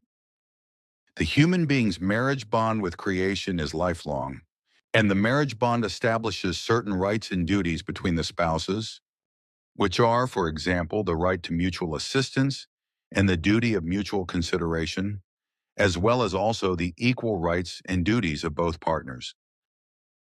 Note: Wikipedia, etymology. The word marriage comes from the Old High German oa, meaning law or provision. Wedding, also called marriage or nuptials, refers to the Old Germanic word herat, which means household provision or marriage. 5. The human being should show respect, honor, and appreciation to creation, which is nature and everything that exists in energy and power throughout the universe, and strive to nurture and care for it, just as he should respect, honor, and appreciate all life and its parents. The human being should show dignity and honor to creation, to nature, keep it in order, and thus cherish and care for it, because it is, together with all its fauna and flora and other existing things, the basis of all life and thus of all existence. Through the existence of creation or nature alone, through its all-encompassing energy and power, the life of all fauna and flora, all its countless genera and species, all matter of every kind, all waters, planets, asteroids, comets, outer space, and the entire cosmos and universe is possible. In accordance with the guidelines of creation or nature, which sustains all life in existence and is infinite in its myriad species, aspects, facets, genera, and forms, etc., for the still deficient human understanding, the human being should show due respect, honor, and dignity to everything. At the same time, he should give everything good care and nurture and offer everything such protection that it remains undamaged and protected from all dangers caused by human beings, from all decay, and also from every unnatural offense of human being. 6. The human being shall not kill his own kind, as in any Ausertung genera or species of animals, creatures, or other life forms. The human being shall not kill his own kind, for in many cases this is nothing other than murder. That is to say, any deliberate killing of human beings, regardless of the kind and wise, also regardless of how courts and human beings alone judge, and name each murder differently. And murder is the deliberate killing of human beings in any way, especially killing through war, as well as through terror, jealousy, and lust, hatred, punishment, torment, son, execution, sexual degeneracy, torture, manslaughter, greed, nanpito, contempt for human beings, etc. with regard to the killing of human lives. The range is wide and varied, so only the most important forms of killing should be mentioned, which are judged differently by the courts in terms of their manner and background. Some of them are listed here that only apply to human beings, such as negligence killing, thrill killing, pedophilia killing, greed killing, premeditation killing, cruelty killing, fear killing, insidious killing, vision killing, execution killing, concealment killing, wanton killing, affect killing, serial killing, rage killing, quarrel killing, addiction killing, pity killing, anger killing, confusion killing, desire killing, satisfaction killing, insensitivity killing, mistrust killing, revenge killing, possession killing, suicide killing, retaliation killing, pregnancy killing, torture killing, etc. The killing of human beings by their own kind corresponds to a malignant Ausartung and is in no wise something that creation prescribes, but something that corresponds to a malignity, as has been handed down since time immemorial. This has been the case for 9 billion years. When Nakademion in the ANKAR parallel universe announced the human being's behavioral teachings, which were also brought, taught, and disseminated in our DERN universe. Even in our times, human beings were taught thou shalt not kill, and not in Ausartung, which is to be understood as meaning that human beings should not consciously kill their own kind, which in every case, without exception, is nothing other than what corresponds to the term murder, which means that a human being is consciously deprived of his life and killed, which corresponds to Ausartung. If we get to the bottom of the origin of the term murder, we find Germanic roots in the term murtha, as well as in the Indo-European mer acher, which is said to have meant to die. By nature, according to creation, human beings are not allowed to kill their own kind, but only if they are fully aware of their responsibility to kill animals, creatures, and other life forms for effective food purposes. In doing so, full responsibility is to be exercised, and it is to be observed that absolutely every wise of cruelty to animals must be excluded and should never be practiced. Furthermore, this killing should be carried out with moderation and purpose, and consequently also not be practiced for meat. It should only ever be carried out as a result of the need to kill a lower life form. If this becomes necessary, and if such a life form is to be killed, if the necessity makes it necessary to use the meat as food. To kill a human being is in any case, and without exception in Ausartung, because he is a completely consciously thinking, and in this way a consciously evolving being, which clearly has within itself a creation energetic as well as an evolutionary capable. Creation life energetic with a fully conscious consciousness and subconscious, and knows that it should not kill its own kind. The human being is such a being that, in addition to the creation, life energetic conscious consciousness, also has a physical consciousness and subconscious. While the lower life forms only have a semi-conscious consciousness or others, for example, an instinct life, impulse life, etc. Consequently, it is not given to these kinds of living beings that they can think and evolve consciously, and also not according to reason, which means that killing, harming, or injuring their own kind, as well as other kinds of life, is usually inherent to them. Humanly, in the rarest case of self-defense, it can happen unintentionally under certain circumstances that harm, injury, or death is caused, which is then generally to be considered an act of self-defense and should not be punishable, just as any unintentional killing in this respect. Consequently, if it is then to be judged, it should be considered unintentional and exempt from punishment. This theory, Yameyuan, however, just as otherwise and contrary, every intentional killing of a human being is murder, every killing without forethought and justification, but out of recklessness, no matter how, where, and when, is to be judged and punished as reckless killing.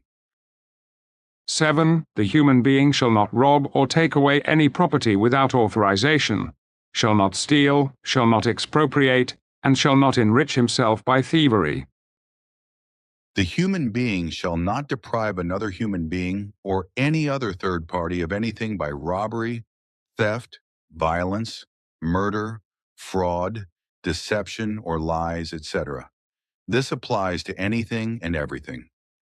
This applies to anything and everything that is the property of others, including their personal and material possessions, money and valuables. That is to say, jewelry and the like, or anything that is in the care and custody of a person. This therefore applies to everything that concerns the property of other persons, whether this is private property or whether it is in the custody and custody of a person, bank, group, community, association, or society. However, it is not enough for robbery and expropriation to refer only to material values, for it is just as reprehensible and unjust to rob an animal, bird, dog, lizard, rabbit, chicken, goose, or any other living creature of any species or kind. Equally, it also includes the theft of human beings, for whatever purpose, be it for prostitution, slavery, or kidnapping for the extortion of money or goods, etc. Robbery is also carried out in such a way that the planet's resources are not plundered excessively for the sake of profit, thereby destroying its inner joints. But if this is done, it will have unpleasant and evil consequences and effects that not only jeopardize all life on the planet, but even its existence. And this is something that is denied by the scientists in charge, because in their low intelligence, they either do not know this or are hiding it as a result of money grubbing. All predation is also not right in the sense that Earth humans are destroying everything as a result of overpopulation and its excessive needs and the negative machinations resulting from this. This applies to nature and also to the wild animal world as well as the other living world of all species of fauna and flora, and that it robs them of their habitat. The human being is doing this by increasingly constricting the habitat and disfiguring and obstructing it with houses, factories, sports grounds, railway lines, motorways, other roads, and many other things. This is just as water bodies, rivers, lakes, streams, rivulets of all kinds and seas should not be robbed of their normal space, because this is also the space for all aquatic life, which loses its habitat through the robbery of water, which is also poisoned by human beings and filled with rubbish, whereby slowly but surely the aquatic life forms of all genera and species are dying out, as is also happening in the forests, mountains, meadows and pastures, and in the soil. 8. The human being shall not deceive and lie against the effective reality and truth of creation and all life existing through its energy and power, of every genus and species, of every matter and otherwise. And species, all matter and everything else visible and invisible in the entire universe. The human being should always think, speak, and act according to reality and truth. Consequently, he should also never think or speak unreal things, just as he should only act correctly, so that he does not thereby cause any harm, suffering, misery, enmity, strife, murder, destruction, or other misfortune of any kind, or even war. Throughout reality should always be seen and its truth recognized. And this should also be represented as knowledge and defended in a peaceful manner, as well as spread openly and honestly to the outside world in order to set an example so that other human beings can also benefit from it and learn to find reality in its truth. The human being should therefore also lead his thoughts, actions, and life in accordance with reality and its truth, from which he is able to recognize that the reality and its truth of creation is the energy and power of all that exists in universal nature in a wise and unseen way, and not in any way a god, a higher might, or the like. The reality and its truth about creation and its energy and power, as well as all life of every kind and wise, that arises and comes forth through it should be represented and not be fraudulently and mendaciously slandered by deceit and lies, or by a belief that is in any case absolutely unprovable, and by illusions and fantasies. Only reality and its truth should ever be represented, for they belong together eternally because they are inseparable and also signify true life. And accordingly, earth humans and everything that belongs to the human-like or human-like should also act in thought and deed in such a way as is effectively correct and must be. Consequently, reality and its truth, and thus creation, should not be abused or attempted to be altered in any wise, etc., for anything directed against it never brings success, but only damage and devolution. Consequently, only that which is natural or creational can bring success and be evolutionary, while everything and anything that is directed against and creates the natural or creational only brings death, destruction, and ruin. Note comparison. Nuclear fission equals atomic bombs dropped on Hiroshima and Nagasaki, with hundreds of thousands of human beings dead, in addition to the enormous destruction in atomic radiation, etc. Such things were not intended by creation, and only find a complete Ausartung through human beings. The human being should not and never change and abuse the good, all-encompassing peacefulness of creation. Because every abuse or attempt at change that the human being undertakes against creation, that is to say, against the all-encompassing nature and its energy and power, brings some kind of Ausartung and damage, which should actually have been known from time immemorial. Nevertheless, he acts contrary to all knowledge, understanding, and reason, for which not only he, but also the planet, nature and its waters, forests, mountains, meadows, marshes, and floodplains, etc., as well as the entire fauna and flora, suffer immeasurable damage and often fall victim to extinction. But the human being, in his ever-increasing delusion of self-importance, indifference, and irresponsibility, does not think about this, as a result of which he has bred a planetary overcrowding of humanity, an overpopulation that is destroying the planet, the entire creation with all life and everything else that goes with it. He has sunk so low in his understanding and reason that he is no longer able to realize reality and its truth.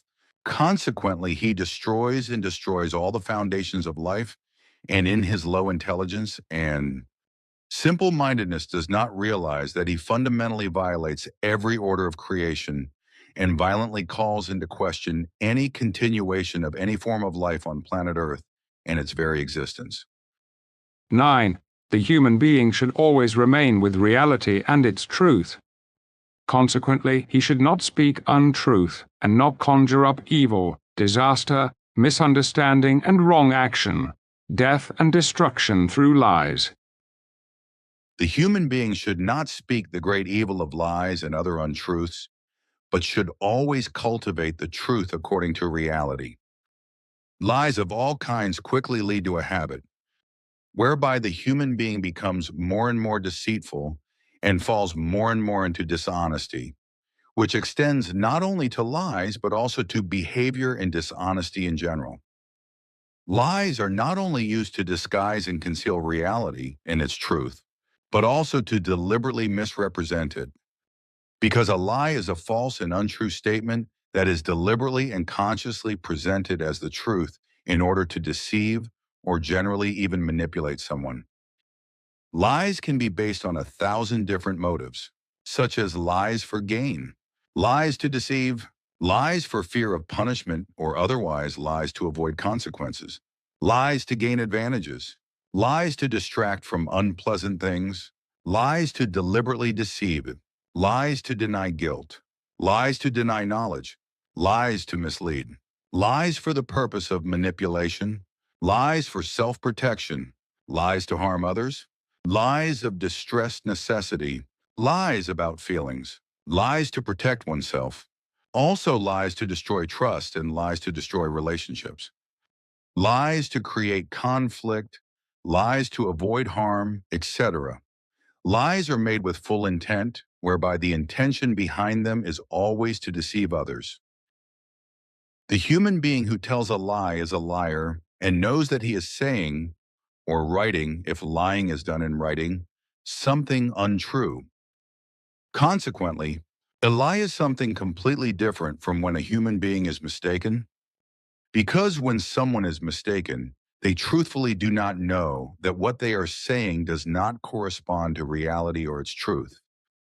A lie, seen from a truthful point of view, corresponds to a conscious and therefore deliberately untruthful representation of something that is not true, but which is presented as truthful in order to gain the acknowledgement and consent of the person on the receiving end of the lie and to deceive them.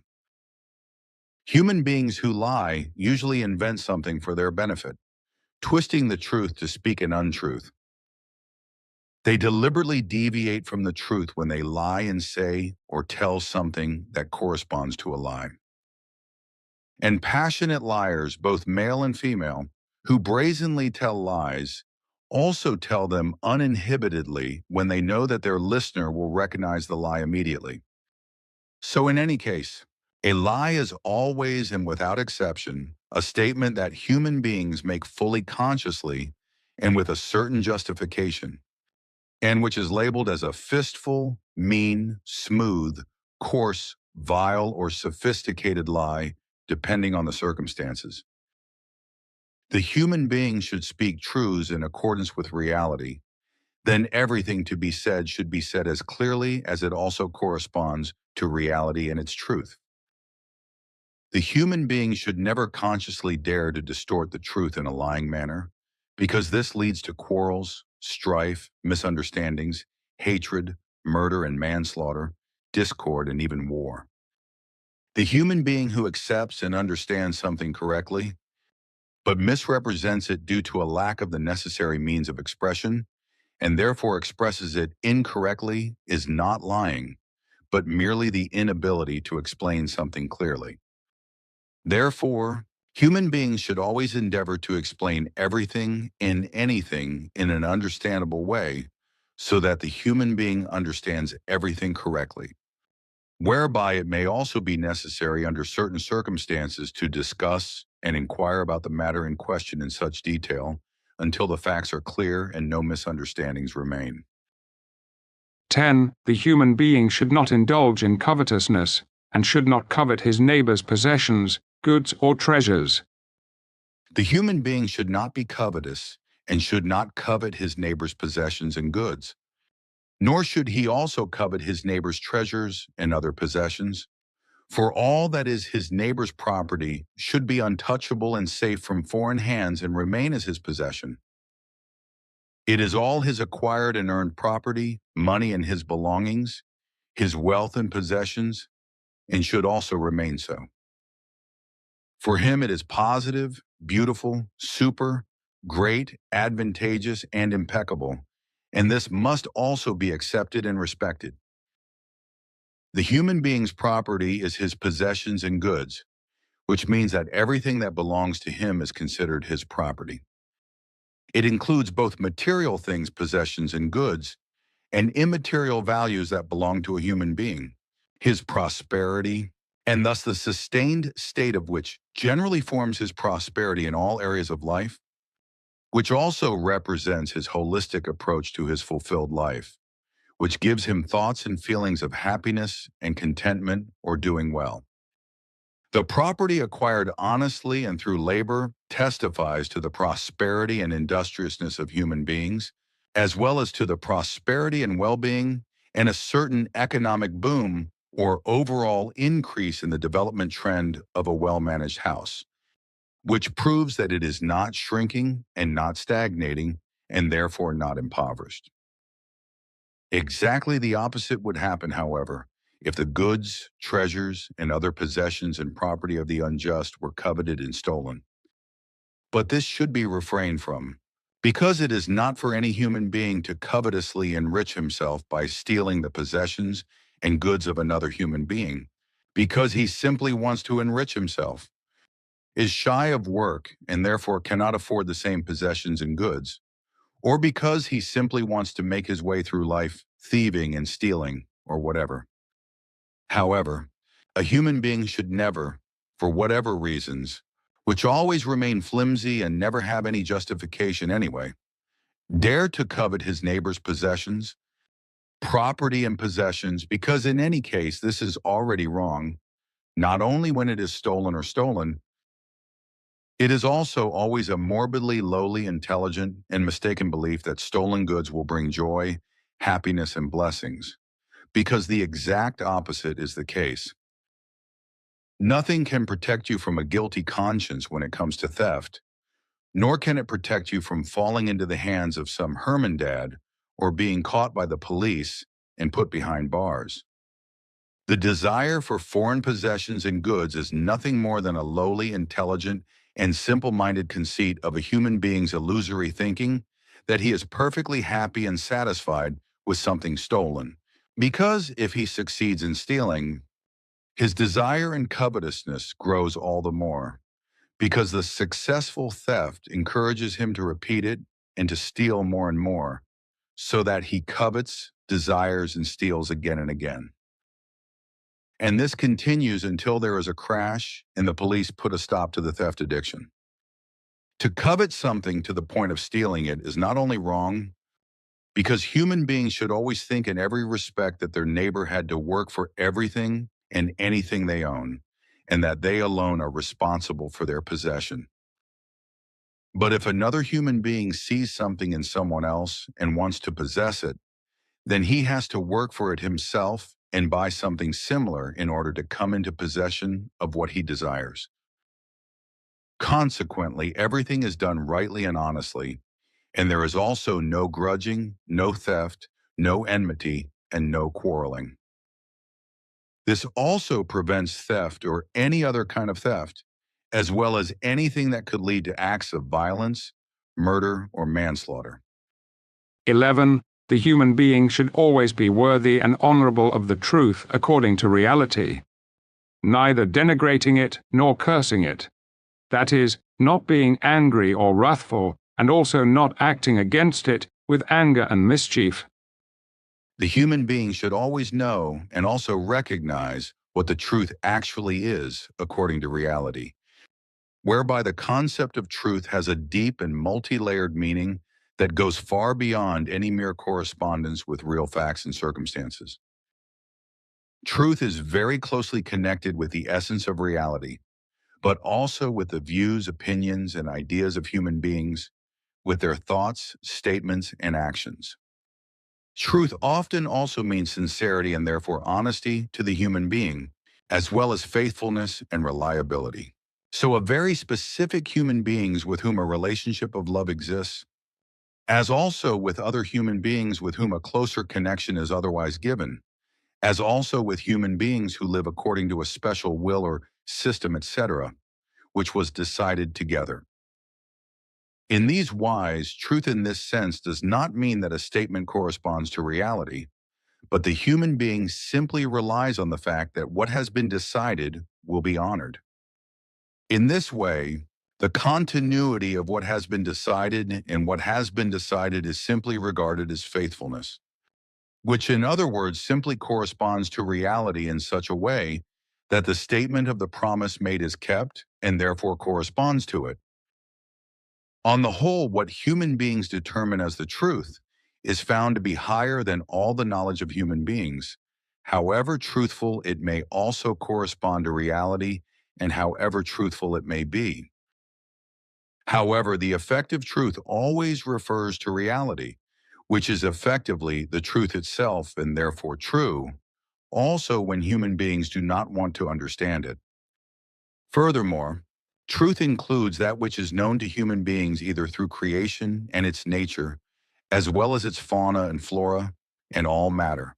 For this truth is based on the reality of everything that exists in creation, and is not merely that which is recorded as the teaching of everything known, but must be fully consciously absorbed into the human being's consciousness. But if the human being does not do this, then the judgment of not understanding comes upon him, namely the judgment of not understanding the truth, as a result of which he does not see the truth of reality and does not recognize it. Consequently, he turns to lies by faith and believes that in faith he finds the love of truth and allows himself to be misled and thereby believes that he will be saved. Therefore, he cannot accept the love of truth and does not realize that the truth that emerges from reality is also the real freedom from which the true truth effectively emanates and makes free. Reality and truth cannot and never can be separated, for reality and its truth are life. This is objectively and therefore actually and subjectively such that the human being is dependent on the reality and its truth of creation nature. This is indeed the truth, which unfortunately is not accepted by human beings with regard to their belief in religion and sex, as a result of which they twist and deceive everything through their faith. He turns away from everything that is effectively real and truthful. Consequently, he twists everything and turns it into a lie and a curse.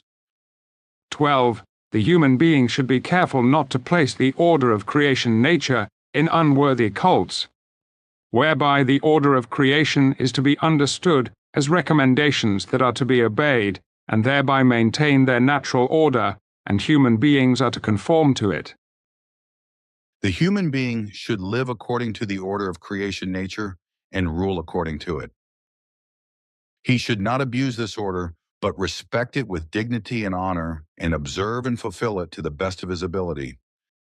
The reality and its truth, which is anchored in this order, ensures that all life can eke out its existence. But this also means that if this order is violated and not observed, damage will inevitably occur, causing misery and hardship. Non-compliance with the creational order, whether through words of lies or through deeds and actions, etc., brings about disaster, destruction, evil interference, and the destruction of nature, as well as the extinction of fauna and flora. And if we work, labor, and act against the order of creation, then very quickly, or also in the longer term, life-hostile evils appear, which lead to the complete destruction of this and that, and to abnormal and destructive things. This has been the case ever since creation nature and its order gave rise to and became life by the billions. But the majority of humanity completely disregards everything, completely misinterprets and believes instead of knowing. As a result, he falsely follows an erroneous belief in a false way of thinking, instead of allowing reality and its truth to enter into him in order to follow all the good order of creation and thereby lead a truthful life and, accordingly, a proper existence. Order is an observed, very positive state, a certain orderliness. That is to say, an orderly and well-organized state that prevents anything from causing disadvantage, harm, damage, destruction, or disaster, etc. Order is therefore also a component of a certain agreement to organize everything rightly, so that no disadvantages should arise.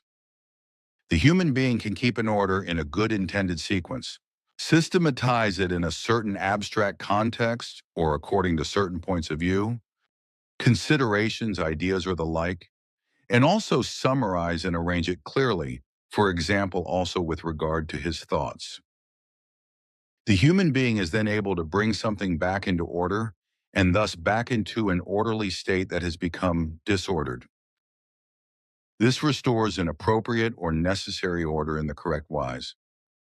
The human being's material order is contrasted with the creational order, which is to be interpreted in such a wise way that the idea of creation is at the core of the order, namely that the order, not in the sense of the human being a static arrangement of things, is protected by a creative process, which is a regular development and flourishing as well as an effective becoming. This implies that the order of creation is not only predetermined, but is a nature-controlled active design. Consequently, innovations also take place, and the creation of new structures can be brought forth. As a result, Processes take place that result from the application of new naturally occurring changes. The emergence of mutations and the emergence of new genera and species in fauna and flora, or the establishment of successful ideas in the realm of human beings' consciousness, which makes them geniuses or inventors in technology or in some other matter, for example, or brings them to the cutting edge of knowledge and understanding. The order of innovation and creation is a natural process of change towards something new. Something first in fauna and flora, as a result of which something new is implied or comes about and emerges in a purely natural way. The order of creation actually began with the emergence of light in the darkness of the cosmos and order in all its chaos. Light and order are essential features of reality and its truth, a work of creation which, in all its complexity and beauty, reveals the immense energy and power of order, unimaginable to human beings, which is always visible in nature, in all life, and everything that exists and can be perceived, and also in its truth, as well as in all works of creation. Human beings have always been able to see and experience the balanced, peaceful might and greatness of creation and perceive its irrevocable order. If only they keep their senses and eyes open and do not close them to reality and its truth. However, if they continue to follow from the ground up a false, deceitful, erroneous and confused belief in a fantasized imaginary God, and do not cultivate their own thoughts independently, but continue to indulge in their illusory thinking as a result of their lying and deceitful belief, they will never see, recognize, and experience reality and its truth, but will remain slaves to lies and deceit. The human being is created by the eternal and everlasting order of creation and is a part of its unbreakable order. Therefore, he should be a partner of order for the permanent maintenance of its order and never place it himself in unworthy cults or even try to integrate it into such. And this should be a lifelong recommendation for human beings, which they should obey and thereby not only see reality and its truth, but also live it.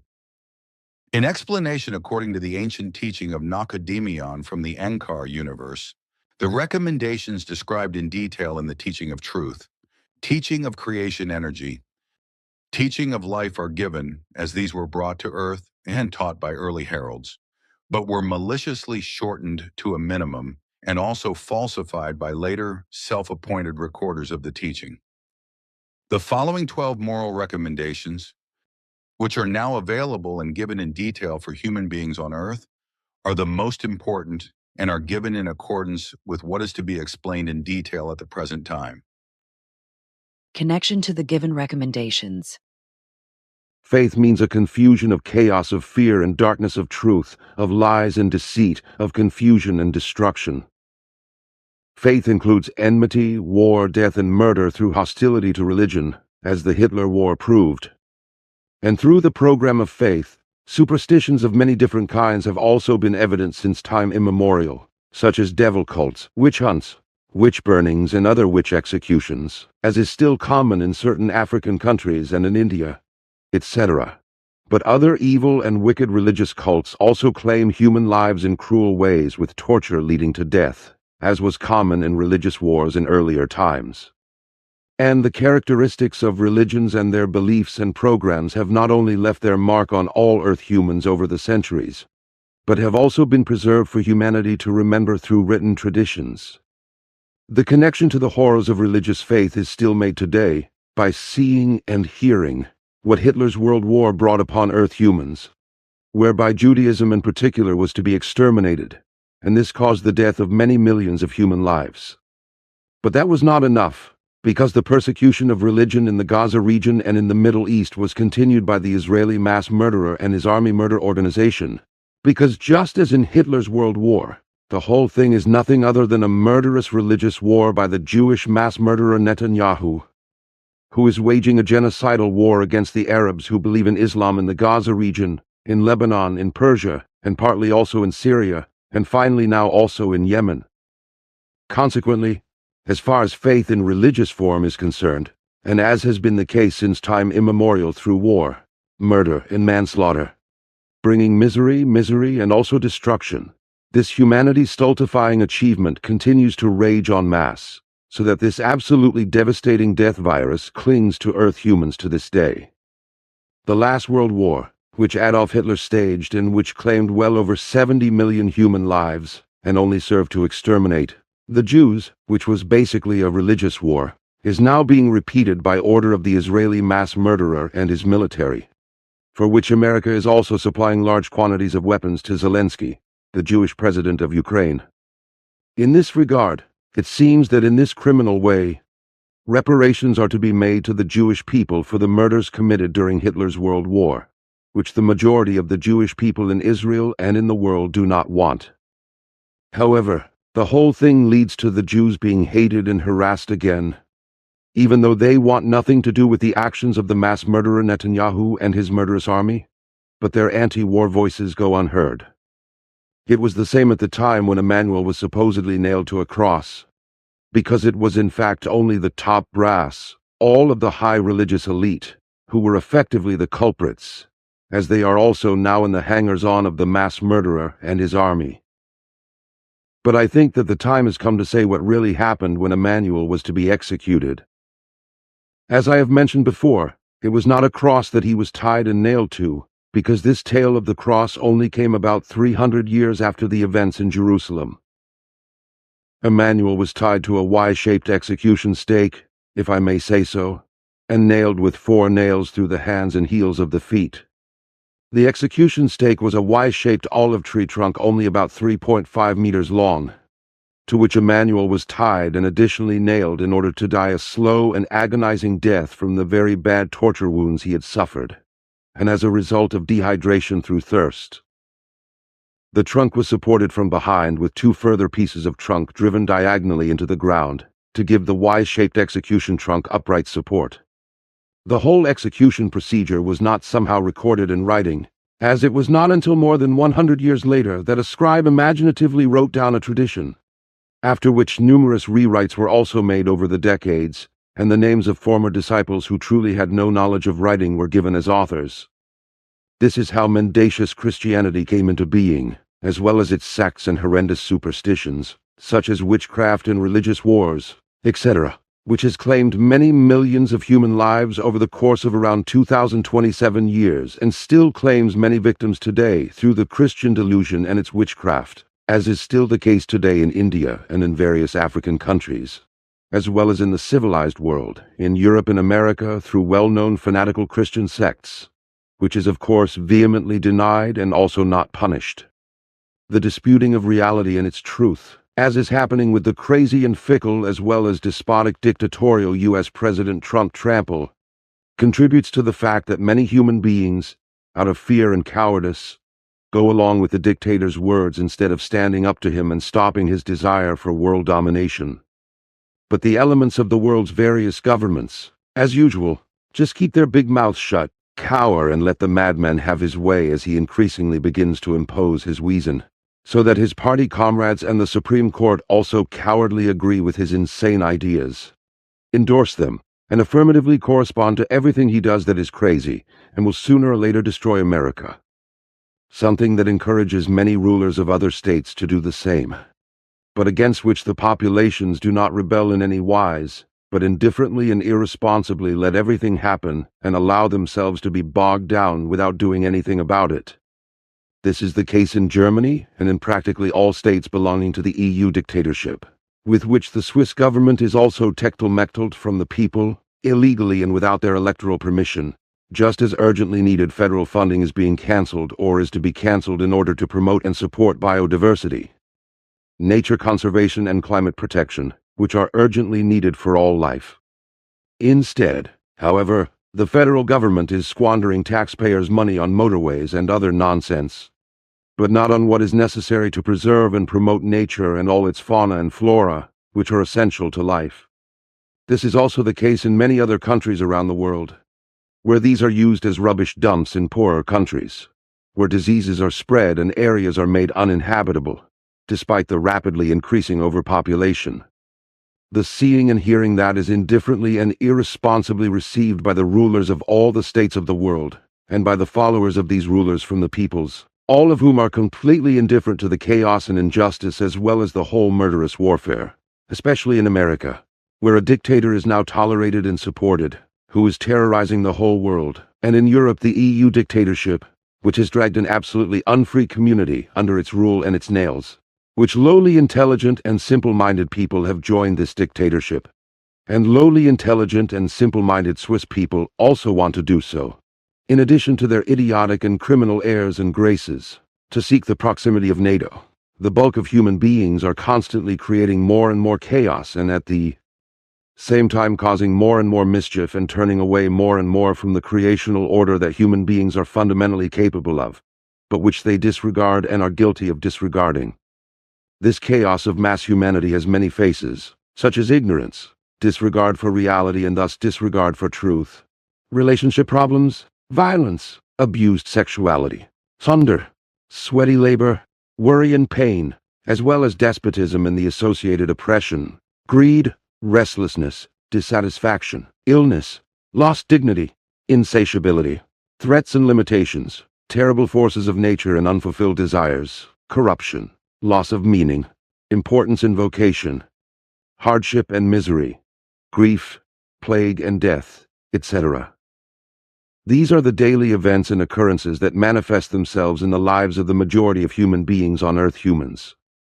On this basis, human beings are completely exposed to their own endeavors to guide and lead themselves in such a way that they are spared and not exposed to such precipitations, and can therefore walk along daily with a good conscience and do not have to hide from their fellow human beings, because they do not have a good conscience towards them and have always hidden from them. If human beings do not want to let go of their bad and evil habits and do not want to let go of them, then they inevitably choose chaos and remain mired in it. This makes him guilty for himself, whereby he inevitably remains incapable of finding and doing the correct thing in order to recognize his being and bring order to it and correspond to it. The human being thus aligns himself in a negative wise, because he cannot let his own light shine within him, and also cannot bring it into the world. Consequently, he lives in perpetual darkness with regard to himself, and never finds the light of self-knowledge and becoming himself. For everything he also does is directed against himself, because he does not rely on himself but on a sham thinking and on a faith that is usually hopefully related to an imaginary helpful God, but not to a healthy and valuable self-thinking and self-help. The person who indulges in a belief and is not a real self-thinker creates evil for himself, shies away from letting the light within himself shine, and thus remains in the dark about himself, as a result of which no one can see his own shameful deeds of faith and illusory thinking. When a human being becomes self-aware and frees himself from every belief, then he becomes exclusively a liberator of himself and no longer allows himself to be tied down. For he experiences that he can use his energy and might in his life and break free from his chaos and his self-darkness. For then he knows that he himself determines his life and his weal and woe. And he knows that faith is only a lie, which dominates the majority of humanity and the world.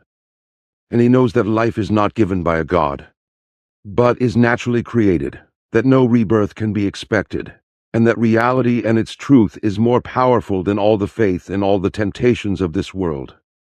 And it is only as a result of reality and its truth that human beings can live and lead their lives, just as it is also only through reality and its truth that they can judge, finalize, overcome, and conquer everything, but not through faith. The word of reality and its truth might make the difference between what is now and what will later become and be. But if a human being is already willing to be and or become what he should be, then he will succeed in many things that he will never find through faith. If he lives according to reality and its truth, then he will experience, learn, and also see how, what, and who he really is. From birth to the completion of life, life has many trials in its program. Consequently, the human being should also form his character of rightness, and thus increasingly have to prove himself in life, whereby he can also call himself happy and pass the tests of existence and thus always remain steadfast. If the human being remains himself, he will remain strong in life and will reap many fruits in many relationships. But if he separates himself from reality and its truth, he will never be able to achieve anything of real value.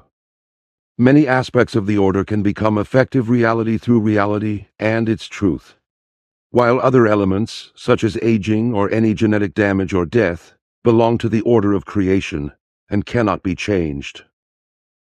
This is because the human being, like all life in general, is subject to transience but is given creation energy, which continues to exist and creates new life again. With that, dear friend, I have actually said everything I wanted to say. That was really a lot and took up more of my time than I had intended, which is why I must leave now, for I have my duties to attend to. So I have to go now and say goodbye. But I will be back soon because I have to dictate everything that has been said. Bermunda, Florina, and Anjana will also come here, for they have, as they say, something special to discuss with you. But what it is, I do not know. Nothing wrong with that. Besides, I will just let myself be surprised. Farewell then, Quetzal. Goodbye, my friend. See you again. See you again. Sprinkles from the Correspondence 12 from Bernadette Brand. Questions that reach me by email are sometimes extremely complex, but can be answered with a relatively simple explanation. Many human beings who are interested in creation energy teaching and study it in depth are aware that everything in nature is somehow connected and that there must be a fundamental exchange of information. However, they wonder what could be the cause of all development and evolution and how it is connected. One such question is the one below, which I was asked some time ago and which I have shortened a little here. Question: what is the primary determining factor that, for example, a land-adapted creature hatches a hard-shelled egg as a protective measure, that a reptilian dinosaur develops plumage for thermal insulation and secondarily for gliding and flying and becomes a theropod or primordial bird-like, that creatures in the dark deep sea develop bioluminescence for foraging and communication, or that an insect develops a chitin-like carapace used for defense and advertising. What is the evolutionary factor behind these self-regulated changes and adaptations? It is obvious that fauna and flora, and also human beings, do not change their structural composition voluntarily or impulsively, instinctively, consciously. We are even talking about millions of years of climate and environmental adaptations. But what is this original urge that naturally drives all these transformations? Is there a driven evolutionary impulse energy that leads to these mutations? For example, an aquatic creature has adapted to walking on land, and in doing so, it has taken up the impulse instinct challenge of seeking more food and better protection from predatory aquatic creatures. But where did it get the idea to develop amphibious lung mucous membranes and even stronger gills on its own? It is equally obvious that through countless experiences in new environments, all that exists changes and adapts, whereupon these changes are memorized and passed on to the next generation as gene expressions. Response: regarding your question about the evolution of all things, I will try to explain as briefly as possible how everything is connected. So, everything that exists in the universe is creation or is animated by creation energy, that is to say, everything that is material in some form.